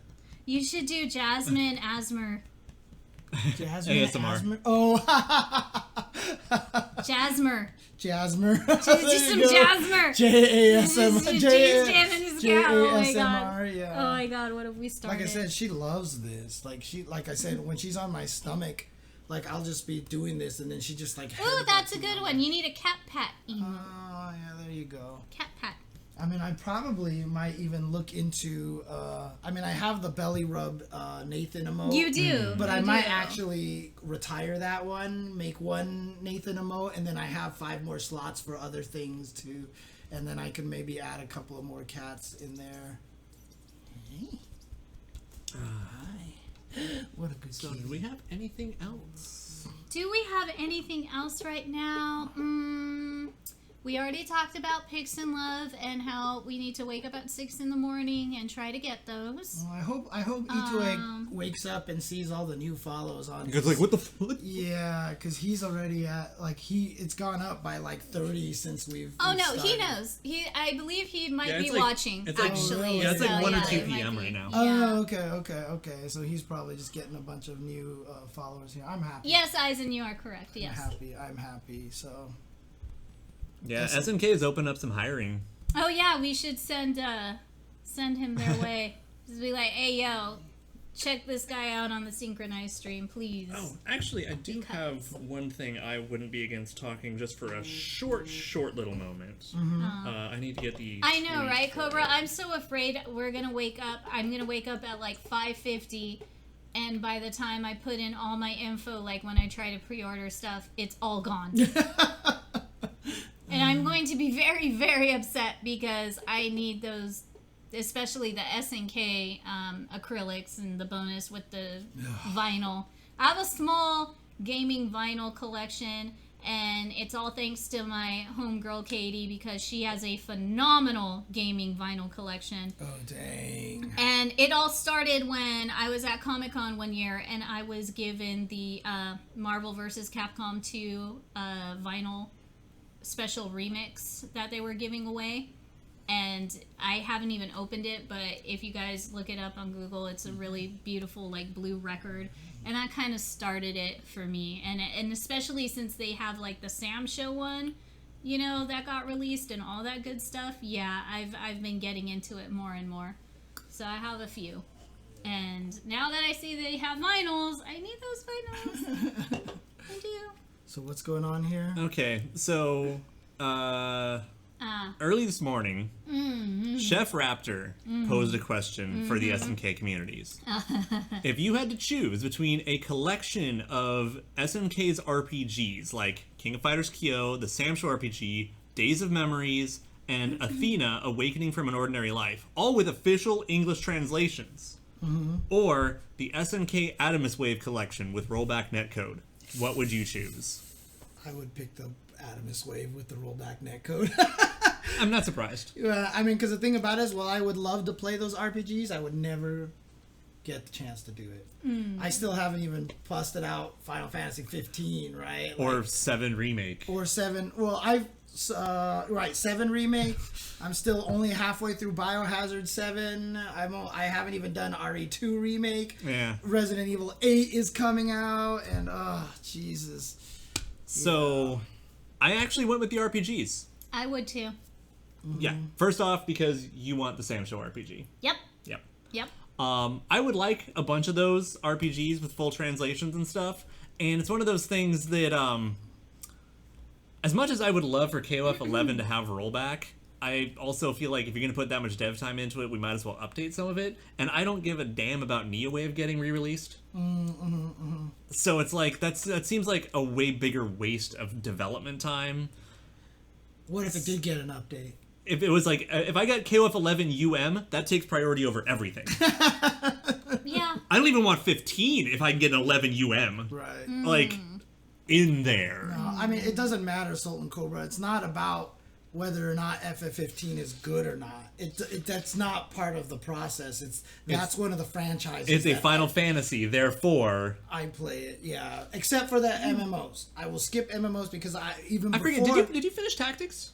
I never played Tactics. Okay, yeah, that one's... Because it wasn't a mainline. It's not a numbered right? mainline. But yeah. I need to play that one because Yeah. everyone told me how good that one is. And that one always has the quote now that everybody always puts up about the if a punishment for something is a fine, then it only exists for the lower class. Okay. I mean, Final Fantasy VIII still has my favorite quote. Yeah, I mean, Good luck, you should get yourself a GF. Nice.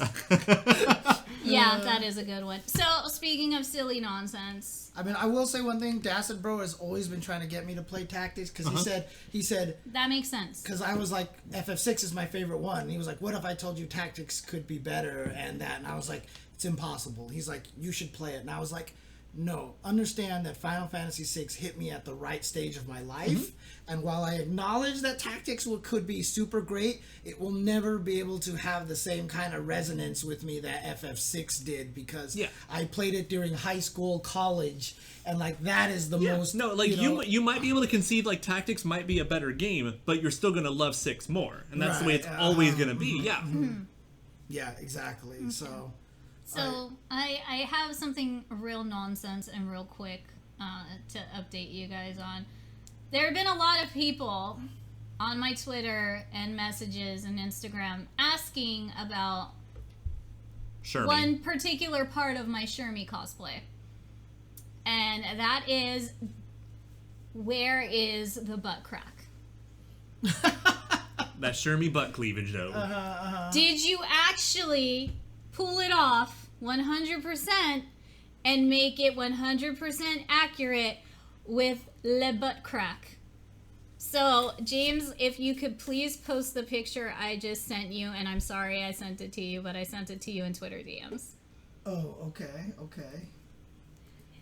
Never before seen a picture that I have not posted yet on Twitter, but I hope this will answer your guys' question. This is from the behind the scenes of the Shermie shoot. So there you go. Oh, Jesus. You got your answer. Okay, let's take this out here. Let's get this. Oh, no, you have to make sure Kyo stays, though. Yeah, Kyo stays. Oh, no, Kyo is staying. I just have to turn on the desktop picture. Oops, not this one. I know, that's a Shermie, close enough. This one. There you go. So there you go. That little hint of butt cleavage. Are you happy now? It is 100% accurate. The question has now been answered. Everyone can rest easy. Oh, my God. There you go. Wii Sports Now.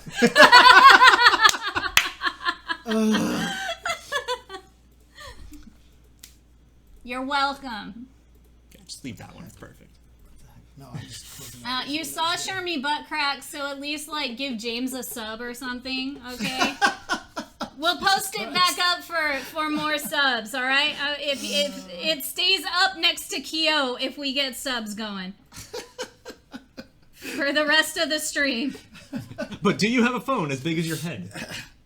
You guys, wait for the photos to come out. I'll answer that tomorrow. I'll answer that tomorrow. We really, you know what we should have done is gotten like an 80 cell phone. Oh God, no. No, actually, what you could just do is just grab the Switch and take off the joysticks. Where were you? Damn it, James! How come you weren't downstairs while we were doing the photos? Damn it. Probably because I was asleep or something. No, you just woke up pretty much at that time when I was doing them. Because I did it late. Actually, it's not even like that much bigger than my phone. Yeah, but I mean, I think it would have. It'd be like chonk. Okay, I'm not going to show you guys the picture. Give me your phone. Okay, here you go. Okay. Yes, it is as big. So there you go. This is the one that I used for Shermie. So there you go. It's all cute and rainbowy too. It was perfect. Hell yeah. So my phone's awesome. Your phone is, yes. Oh man. I swear to God. Do you want to touch base into what we talked about for the future stream? Or you just want to leave that my thing? Which one? What? The Daytool. The Daytool games. Oh, I think we need to plan a bit more before we can really talk about that. Do we? Well, no, I'm not saying just let them know that's something we'll be covering. Or do you want to keep it a surprise? We can get it, because I mean I still have another topic I really need to get through first. Okay. And I'm really hoping I can get to it next week. Okay. Which is the thesis. Yeah, the 14 Mary thesis. That's right. You're supposed to do your Mary thesis. The thing is that like I'm starting to get more nervous about it too, because we're getting to the point where Mary could be announced. So I feel like, oh boy. And we're gonna have the whole stream basically titled "Olaf bitches about his favorite character," right, you know. Yeah. I mean, and she gets revealed. I see nothing wrong about that. I mean, You might as well. Yeah, so I'm gonna really try to get that knocked out next week. So All I ask is that you borrow my Kyoto from Rival Schools lab coat, and you use that with your glasses and kind of do like the Gintama one, Gintoki Sensei, and do your whole Mary thesis all serious, have a fake cigarette sticking out of my mouth. Yeah. I'll pull up the green screen so we can put like a classroom setting. Yes, please. Yes. Oh, now I'm excited for next week. Yes. I am not cosplaying Mary. Hey, we already said, right? 500 subs and I do Lady Geese, right? I mean, how many of those subs have you gotten? We got like 100 and something. But we're still only at, it has to be 500 total subs. Yeah, wasn't it till June? Didn't we agree that until June, if you get 500 subs, you'll put on my my Lady Geese? I mean, the hardest thing about it is, because the thing is, a lot of times I'm still waiting for those subs, you guys. I have my costume waiting downstairs for James to put on. I mean, a lot of times subs come in and they're gift subs, like in chunks, Yeah. and then after a month they go away. Yeah. So like it just fluctuates up and down. It's hard to do. Well, I have to do a lot more to get to 500. I mean, the thing subs. is too is like if I were to cosplay Mary, it would probably wind up being a gender bend, which just is going to look like an alternate color for Benimaru at that point. I mean, yes and no. Yeah, also, good luck finding a plain red sports bra. Okay, did you remember when it was like 2016 and I walked by the guest store and they literally had Blue Mary's outfit on the mannequin? It was pretty damn close, yeah. Yeah, that shit was ridiculous. So I swear to God, enough with that. It's over. It's done. It's never happening. But so yeah, that's the goal, is to actually get to me complaining about my favorite character next week. No, we don't want that again. As well as some progress on the Adamus wave. Yes. We've already been working on that a bit. Oh my God, it was so dirty. Was it actually a lot grosser inside than you guys are? I mean, expecting? I wouldn't say gross, but just like kind of grimy. You really like. Just... If you guys remember like arcade culture, and we like, this arcade's starting to get a little messy, and then like the attendant would come over if you're real fucking lucky, and like spray down the cabinet, wipe it down, and everything. Okay, just think about the fact that they don't do that to the inside. Right? Yeah, of course.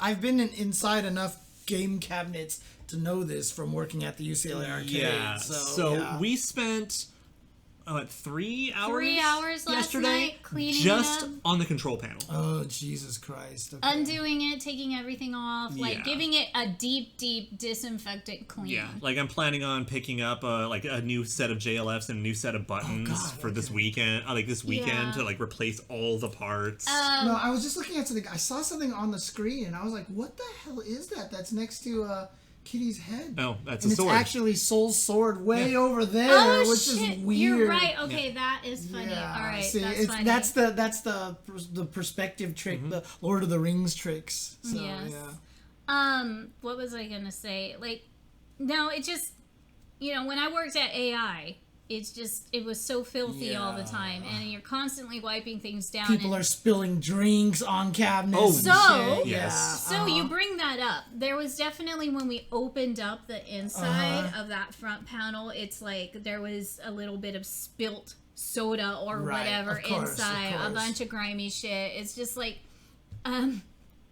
there was a lollipop stick. Of course. That I found and was horrified with.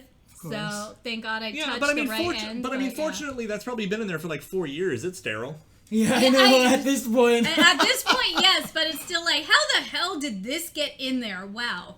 AI isn't even gone, right? It's still said, like, it's just still an empty thing. You can still see the shadow of the AI logo on the top. It's changed. Did they finally fix it? Yeah, it's a full-on other building. Okay. It is inhabited with a brand new sign. But yeah, it was every like 4 or 5 years, just like what are you trying to like keep your enemies hung up against a wall instead of burying the dead? Like what the hell? Yeah, it was kind of annoying. I'm like, you closed it down to not get any business in that spot forever. You know what I mean? Like, I mean, that's pretty much what it felt like. I mean, so. as far as I'm concerned, that's still what they did. I don't care. Like, Yeah, they no, could they- literally put a Gyukaku in there. I'd be like, no, I'll drive somewhere else. No, the crazy thing is, I mean, that's what they did to the Super Arcade, right? I mean, Super Arcade in that location, they got rid of it basically because they didn't like all the hooligans hanging around there and all the noise. And the craziest thing is, after they got rid of it, I heard all the other restaurants got mad because they lost a lot of business.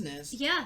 There was Yeah. No. I used to go next Dumbasses, door or that's the what you one get. around the the other side. Jollibee and whatnot Yeah, over there. well, I went to the Jollibee all the time. The actual place, like literally next door, I would get food there. There was also a great Chinese restaurant all the way around on the back side of it that they made some of the best, like, oh my god, they made like, excellent, like fried dumplings. They had the scallion pies, the toyo bean, and like they just made all this great stuff. And I would walk over there and just order it and come back, and I would order it in Chinese and everything like that. Oh man, so it's cool. So, thank you, Angel. Thank you, Angel. Angel Shiranui. Yeah, so there Yay. you go. But Combination SNKs right there. So SNK waifus all Yeah. day, every day. the Jack in the Box was always happy to see you. Yeah, exactly, dude. Like, it's crazy. Like, I feel like a lot of those places lost a lot of business. I mean, that thing attracted a lot of people. And everybody... Actually, on that side note, it's a Benihana, right? In front of Frankensons. So the almost practically dead Benihana that's been there forever is right in front of Frankensons, and I grew up in Frankensons, so I work with everyone there. You know, I know the people who run it. I had my first con there. The first con I ever owned and ran was at Frankensons. So anyway, but he told us when we went to go visit, we went for my birthday. That's right. It was around Valentine's weekend, right? Yeah, it was a little after that. Something we went. I haven't been to Frankensons in forever. Anyways, we went around my birthday this last February, and he was telling us the Benihana is so thankful and happy and loves everyone from Frankensons because their business has like quadrupled. Yeah. They went from like one of the lowest performing Benihanas to like one of the top performing in the state or Yes. something like that. It was something crazy Something like that. They are like batshit. one of the top successful Benihanas now because all the Frankensons people go there and they throw money, Dude, like I mean, from the store owners to like the customers. Let's talk about the Popeyes across the street from CEO, dude. Oh my god. Dude, that place, and then of course the world's biggest McDonald's that's right next to there. So that McDonald's is legit. I go there and get their pasta all the time. They serve I've like never been the CEO, so I don't care. Yeah, no, they actually had, like, it was from the Wyndham. That place was that McDonald's was legit actually. So Well, yeah. But no, the Benihanas is so grateful That's so for funny, dude. Frankensons moving to that location because this is now the new Frankensons location that used to be a Sam's Club because they got so damn big with all the traffic, with all the people coming there. What does Frankensons do? It's an indoor swap meet, basically. I need to take you. Think of a dealer's okay. hall. Think of a dealer's hall. Think of Nakano Broadway. Or Nakano Broadway. Yeah. Literally, when we went to Japan, we're like, holy shit, Nakano Broadway is just the Frankensons equivalent in Japan. Yeah, Wow. okay, So gotcha, it's kind of gotcha. like the same thing. But yeah. Yeah, no, that McDonald's. I mean, all McDonald's in the Philippines has pasta in there. They always have spaghetti, and it's the sweet sauce kind of variety. Yeah, I'm just getting more and But- more upset by this whole conversation because now I want my Wendy's spaghetti. Yeah, that's right. Yeah. I want the Roppongi burger right now. I want my butternut squash soup in a bread bowl. It's so hard, like, cause like, when I go to Japan, like, yeah, I definitely want to try the Denny's and the Wendy's, but I also want to eat, like, you know, the Japanese food and all the yeah, but I mean, you go to Denny's for breakfast. We would go to Denny's for breakfast because it was literally walking distance around the corner from the Airbnb we had, and then there's a Jollibee's here. Yeah. and then when There are we several. would there are a lot, and then when we would go, you know, to whatever we were doing that day, like we went and visited Meiji Shrine.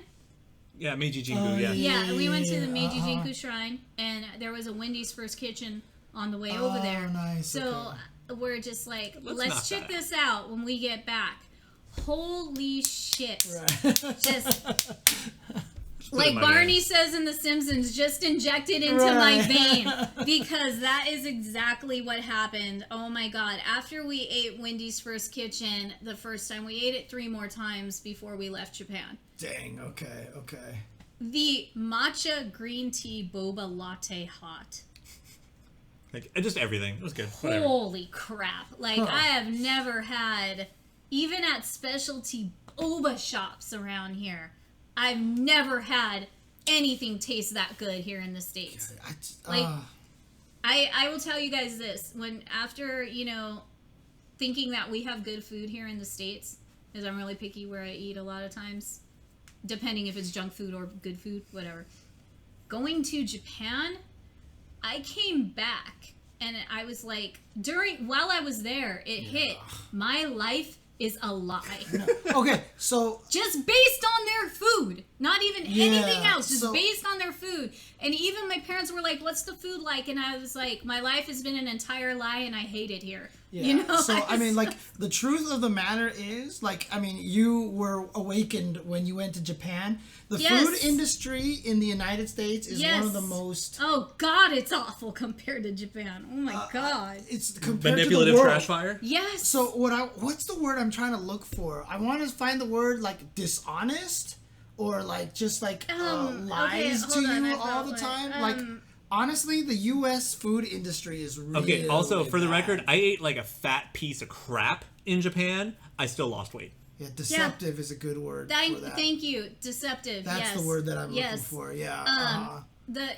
In America, the food, the way they handle everything from chemicals to preservatives and everything else, it is so deceptive to us. It's not even just that. It's they're just allowed to lie. Yes, Like, they can it's say- a shit ton of lies. They can twist things however they want. I mean, anytime they say anything has Wagyu or Kobe beef, it's not. Yes, It's not. it's Because not. you literally can't get Kobe beef outside of Japan.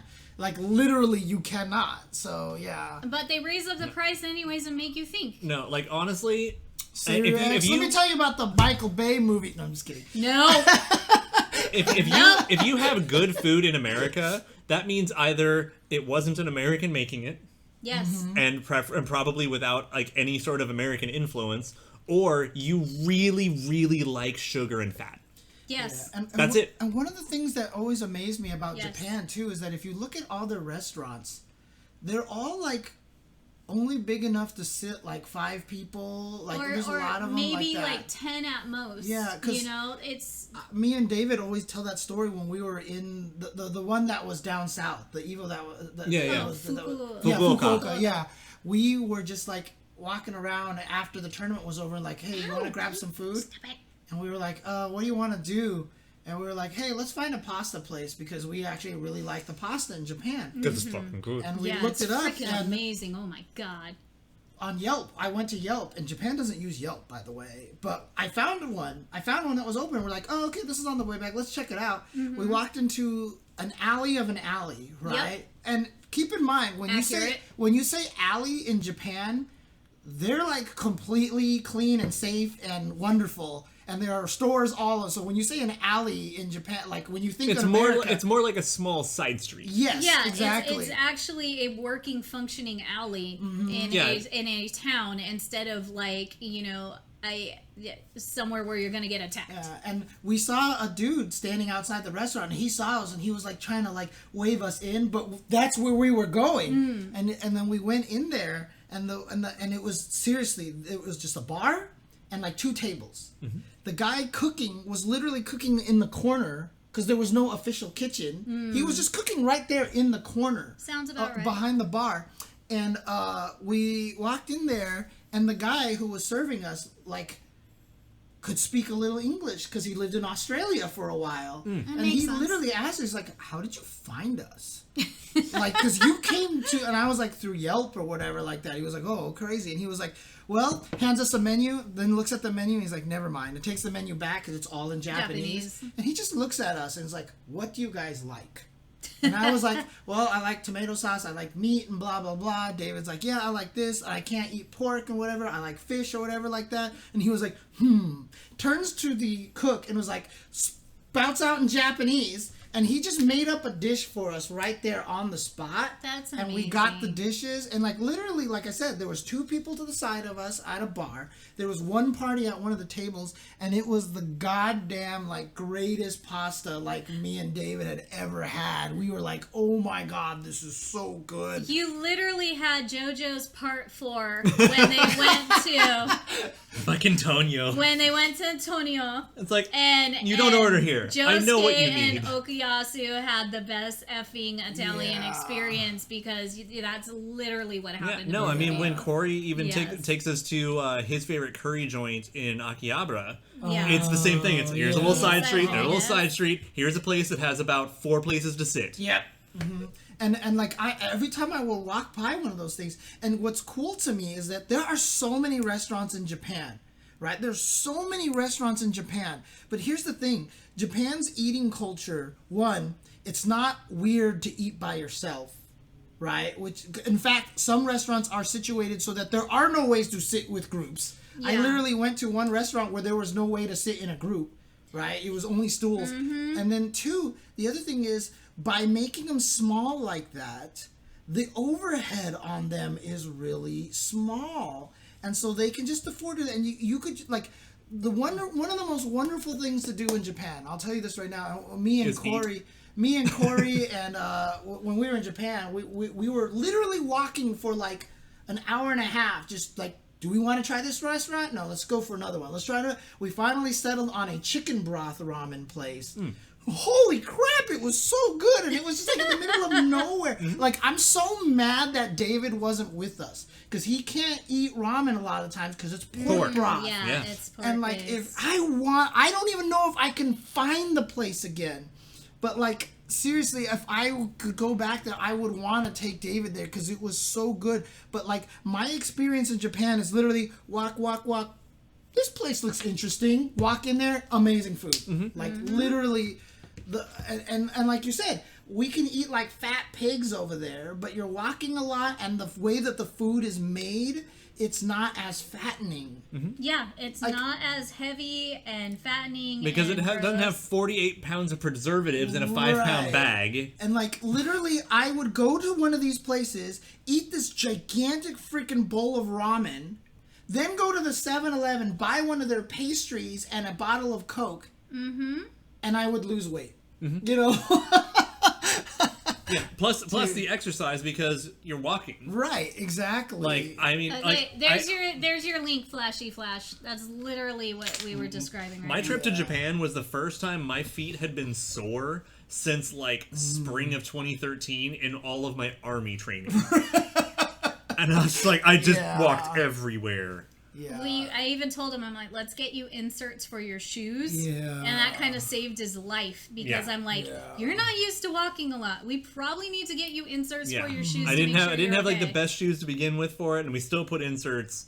And yeah, no, like next time we go to Japan, it's like, oh, okay, we leave in a month. Time to start training, and I'm just gonna start walking more. Yeah. I mean, part of me has even told myself that I want, obviously we all want to move to Japan, but a lot of it is just because I just feel like it would be healthier. And I feel like physically and mentally for us, we would feel happier and healthier. yeah. But it's I mean, kind of weird because, it's Americans coming over thinking they're going to have a better life when so many people have a shitty life already in Right. Japan. So it's I mean, kind of 'cause, like I mean, grass is greener scenario. Again, one of the things that you have to say about Japan, right? I mean, it's still very xenophobic. It's still very misogynistic out in Japan. So, like, I mean, and there's definitely when I'm there, I'm always looking at this kind of thing. I'm always looking at, like, one of the interesting things to me was, like, when me and David were walking around and talking to each other, whispering, we were the loudest people. Yeah. You know what I mean? Yeah. Especially in the business district areas. You know what I mean? Anytime you heard someone being loud in Japan,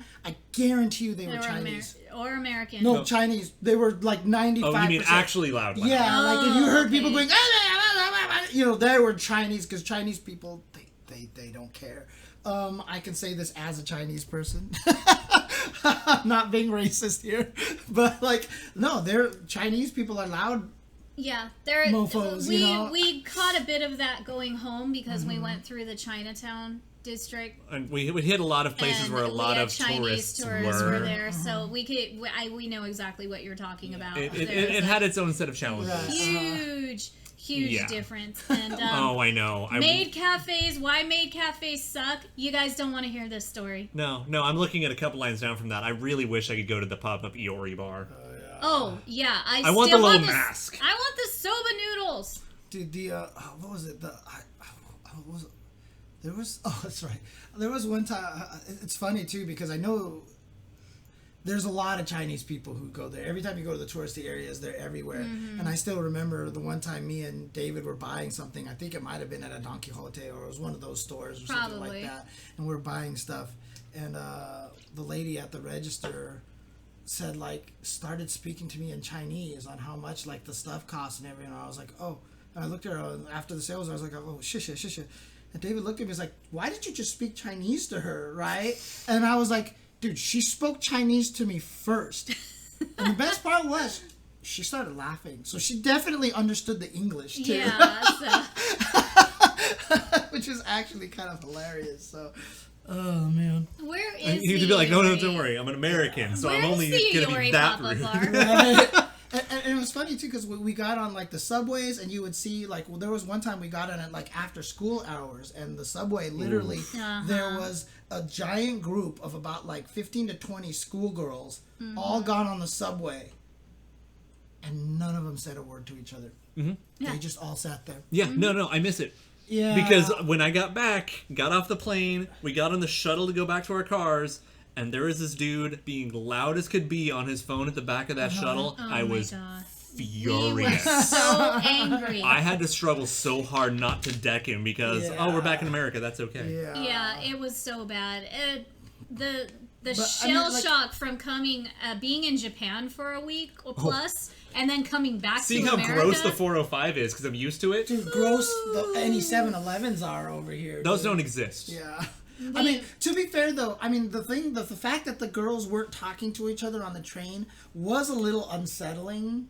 And What is it, Children of the Corn? Well, it wasn't You even just think that. a surprise attack is coming, or It's just what? I could definitely be okay if they were whispering to each other and talking like that, but the fact that it felt like they were compelled to not say a damn thing was actually kind of unsettling to me. I find it so comforting. It's nice to find a culture that knows how to shut the fuck up every so often. Because we certainly can't. No, we absolutely cannot. But then, you know what? Here's the best part about it is. Here's the best part about this is the capper to the story, right? Mm-hmm. That's how you know how freaking charismatic Tasty Steve is. Because when he is on those things and he is being loud, everyone loves him. Oh, yeah. Even in Japan, when he was just doing that, you see everybody, because you can tell when he's getting loud and hype that it's from love, dude. Oh, yeah. You can definitely tell. So it's hilarious. No, he definitely has that celebrity presence. Yeah. So if he's excited, it's no one's gonna stop him. You just take that. He had that story of when he lost his wallet on one of the trains. Yeah. And then he left, and then he came back way later. And it was still there? And it wasn't even just there. It was some old lady found it and walked 30 minutes to the lost and found and dropped it off and then At a walked police all the box, way right? back. Yeah, at Yeah. a police box or whatever. And so they're it's over there at the police box. And he was like, what the hell? And he walked all the way over there and it was hella far. And there it was. It was there. Yeah. All of his money was in it and everything. So, dude. It's nuts. When Corey was shopping for us in Japan, similar thing happened to him. He misplaced. Was it him who misplaced? Oh no, Masood. Or I'm sorry, Masood. Masood left one of his shopping bags Yes. at a store. Yes, full of stuff because he would be calling us on FaceTime or Messenger. And You be shopped enough. Yeah, you you're come out with 18 bags. And we're we want this and this, and he's already got bags full, and he left one of the bags Oh, jeez. full of stuff, and somebody turned it back to the shop owner, and Masood went back to go look for it. Almost a week later. Yes, Oh, shit. Okay. Multiple days later. and it was still there waiting for Yeah, him. he just walks in and they're like, oh, hey, you left this last time you were here. He's, too. Yes. Yeah. I mean, like one of the, what's up, Kenny? What's going on? Oh, what up, Kenny? What's up? Like, How are you? One of the other things, like me and David were one time we were just walking down the street and we saw someone biking along, and he got off the bike and put the bike on the fence, and he walked into a store. Yep. And like for us, it was so jarring because he didn't tie it up. Because he didn't No lock locks, it up. no. Because we all hate each other. Yeah. Oh, the trailer already dropped Class Monster quite a while ago. Yeah. We already watched it. Of course, it's an Akiba. Okay. Yeah. Well, I mean, already it's one of them. I believe there's more than one, or there's going to be more than So one. I take it it's probably near the Container Store or Yes. something, or part of the Container or Store. it's Okay. yeah, it's somewhere around there. And Steve also told the story too. One time, like one of the first times he went there, he was traveling on the train by himself, and when he got off the train, he was completely lost. And this little old lady came up to him, couldn't speak a damn word of English, and was trying to help him find his way where he that's was supposed to sweet. go. Dude, like, So when we were there last time, one of our friends was like a big polar bear of a guy. Like he's the guy who's gonna like live in northern Utah in t-shirt and shorts. You know, one of those guys. And it's 30 degrees So- while we're in Japan. Yeah, so we're in Japan. Yeah. It's like somewhere between 30 and 40. It's a nice, bright, sunny morning, but it's pretty cold out. Right. And he's out there in t-shirts and shorts. You know, just- waiting for us and the rest of the group to get out Yeah. of 7-Eleven. Yeah, like I'm out there like puffing away with him, whatever. And this old gentleman walks up and gives him a hot tea because he was just concerned. He's like, It was "You too look cold. I want to make sure you're okay. So here's a hot tea. Is everything fine?" That's it. Just out of the kindness of his heart, was like, "Here's a hot tea. You look cold," and then just walked away. Yep. Jesus. And our friend was in such shock. He just absolutely Yeah, we did were not really believe lucky that that happened. We were super lucky. Corey was there on the spot to As explain what the hell just translate, happened. Yeah. Because he was so so funny. confused and so puzzled, and I come out of the 7-Eleven, and I'm just like, what just happened? So it was so good. No, it's it's one of those things like, you know, why Americans should move to Japan. Answer is, we fucking shouldn't. We should leave it the fuck alone. Yes. It's like, you know, like you hear like Nevada and Oregon are complaining about Californians leaving and moving to other states. No, just visit, let it be what it is, because if too many Americans move over there, we will fuck it up. we will donk it up. It's already starting to happen. We already watched Yeah, a like documentary I on definitely would love to move over there, especially because I found out that if I kept my exact wages right now, I could move to Tokyo and be no worse for wear. Like the actual cost of living and stuff. It's interesting. The most expensive things in Japan are housing, Yes. and the traveling every day. You know, Yeah. taking the train every day. But honestly, we were talking about the food. Food is really so freaking goddamn cheap over there. Like, because like I said, the overhead costs on everything, and then on top of everything, you go to the 7-Eleven and buy the little bowl of ramen over there for $3. And it's like one of the most delicious ramen that you've had. And that's you because know? you bought the fancy one for Right, $3. Exactly, dude. Okay, we gotta tell the high roller story. Oh God. Okay. We gotta So tell, yeah. I'm going to reserve some of the names. Yeah, please reserve I'm some of the names. I'm reserving names, but Yeah. while we were in Japan, we went to a sushi joint that we were recommended. That's right next to Mikado Arcade. Okay. And like it's like this place is delicious. We will come here and celebrate. Like this is the place you need to go if you want to have Yes. sushi. Right. I'm like, all right, so we go. Okay. So we go, we sit down, and we're like, oh man, this menu looks really good. Oh man, look at these prices, it's crazy. All right, fine.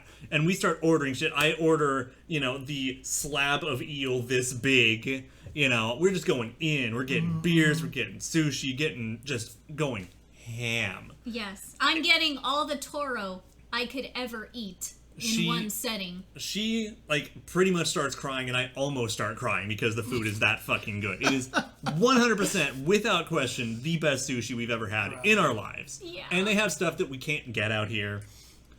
And then, you know, so we're just chowing down, and our friend comes over and is like, Jesus, man, like high rollers, you're just going in, getting all the fancy plates. And We're like, we're on vacation, you know. Yeah. I set aside money for stuff like this. Right. Like, all right, cool.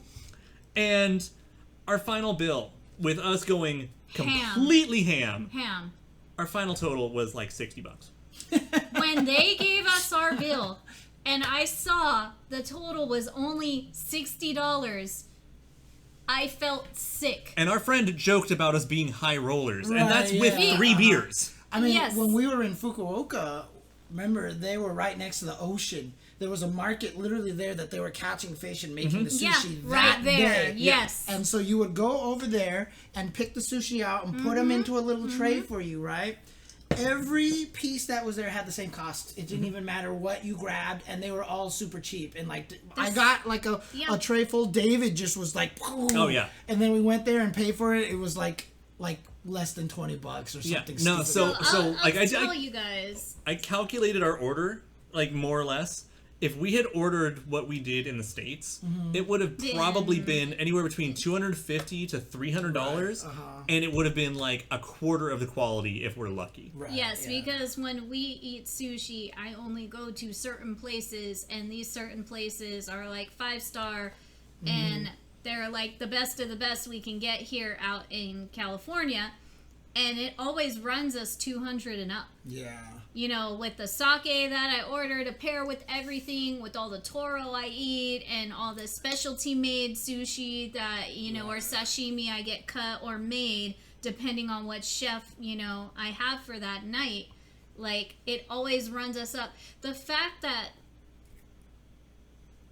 our entire bill was $60, and I've spent on a plate of just toro sashimi about $60, and our whole freaking meal with alcohol was $60. All right, it's just like, it is a scam. It is such a scam. Because that's the thing is that America also likes to take whatever's trendy and turn it into that kind of thing. Sushi was designed to be the cheap street food in Japan cultures, and then you know? and then from New York to California, out here in the States, especially like in the 80s, it was like a big damn deal to have fancy ass sushi and start talking Japanese as a yuppie businessman. Well, I mean, it's one of those things, like, with how much we screw up the environment around us, if you can get a good cut of fresh sushi, that is pretty rare. So, a couple of things. One, Seiryu X, Corey, that's a different Corey. No, we're not talking about... No, we're talking about different Corey. One. Secondly, yeah, for sure there's a lot of xenophobia in Japan. I've talked about that, you know. And then, what did you guys just say? You made me think of something that I wanted to talk about. Oh, that's right. There was a video that was actually just put out recently where these kids at school in their biology class were told to bring a bunch of sushi. Oh no! It was.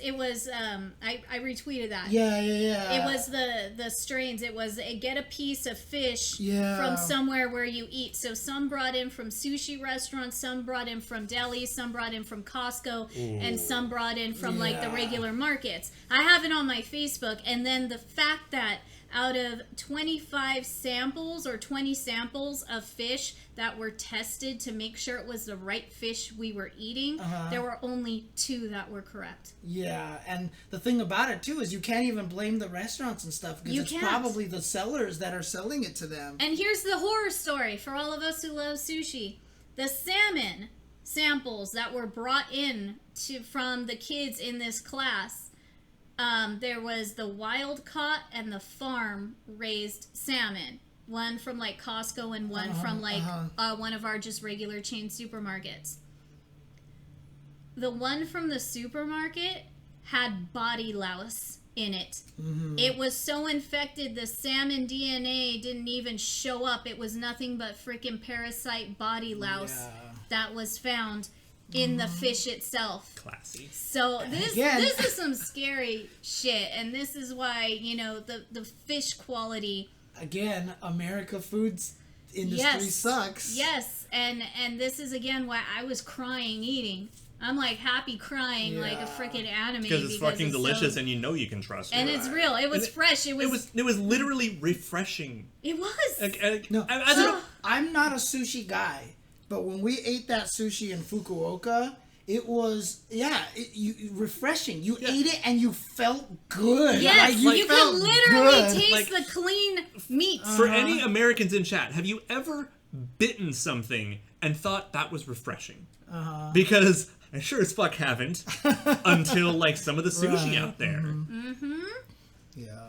So, be careful where, yes. Yeah. Mexico, you almost died. Yep, sounds about right. So I didn't used to be a sushi guy, and then I started having good sushi. So maybe you need to find the right flavor.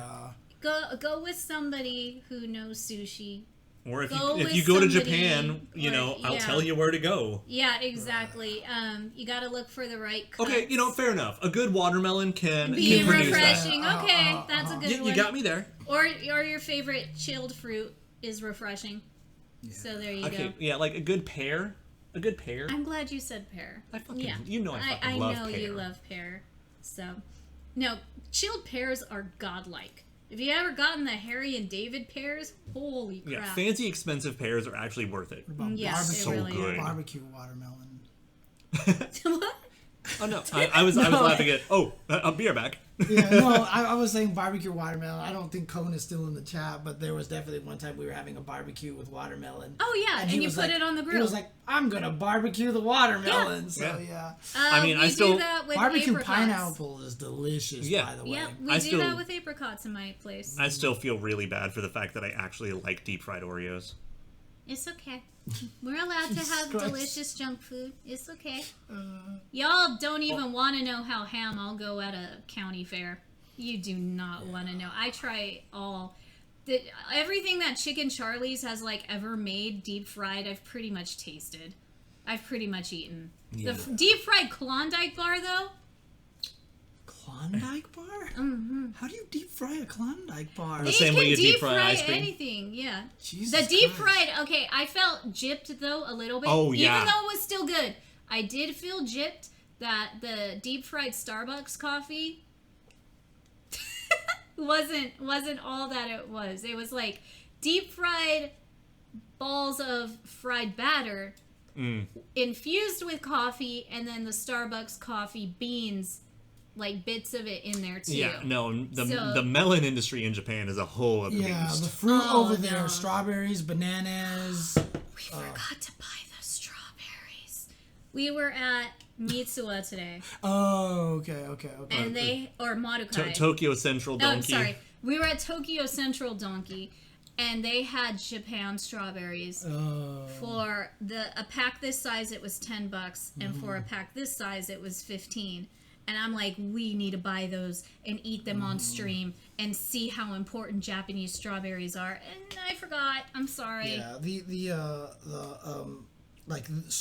Japan's obsessed with strawberries. Strawberries, yes, they are. They just have the strawberry pastry store. This is why anime characters fight over the strawberry on the slice. If somebody steals your strawberry or you want the last strawberry, this is why fights and rivalries happen in anime. It's because of strawberries. It's because they just don't have the industry for growing the fruit in Japan. No, they don't That's have why. the room. Well, also, apparently they do space. have some fucking ridiculous melon out there, and I really want to try it.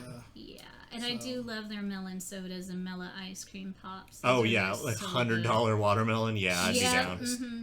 Do they still have the cubed ones? Yeah, that was about to say. Japan was the one that developed the cubed ones. Yes. Save space. Yeah. I Save want space in the fridge. How cute! I want a cubed watermelon fort. They're just all stacked. They're just little cubes. I would build that. An igloo. Melon craft, basically. That's what you would be doing. I would be doing melon craft. Oh my god. Anyways, now I'm hungry. I know. I was about to say I want to get some food. I think it's about that time. It's food time. It's time for food and boba. Because we have a tradition to uphold. I said the only thing I've eaten today. Oh, it wasn't even a full-size bag. No, it was this. This is the Lord. only thing I've eaten. Oh yeah, that's right, and a couple of takoyaki balls. That's right. That is why I bring snacks, because we always get hungry.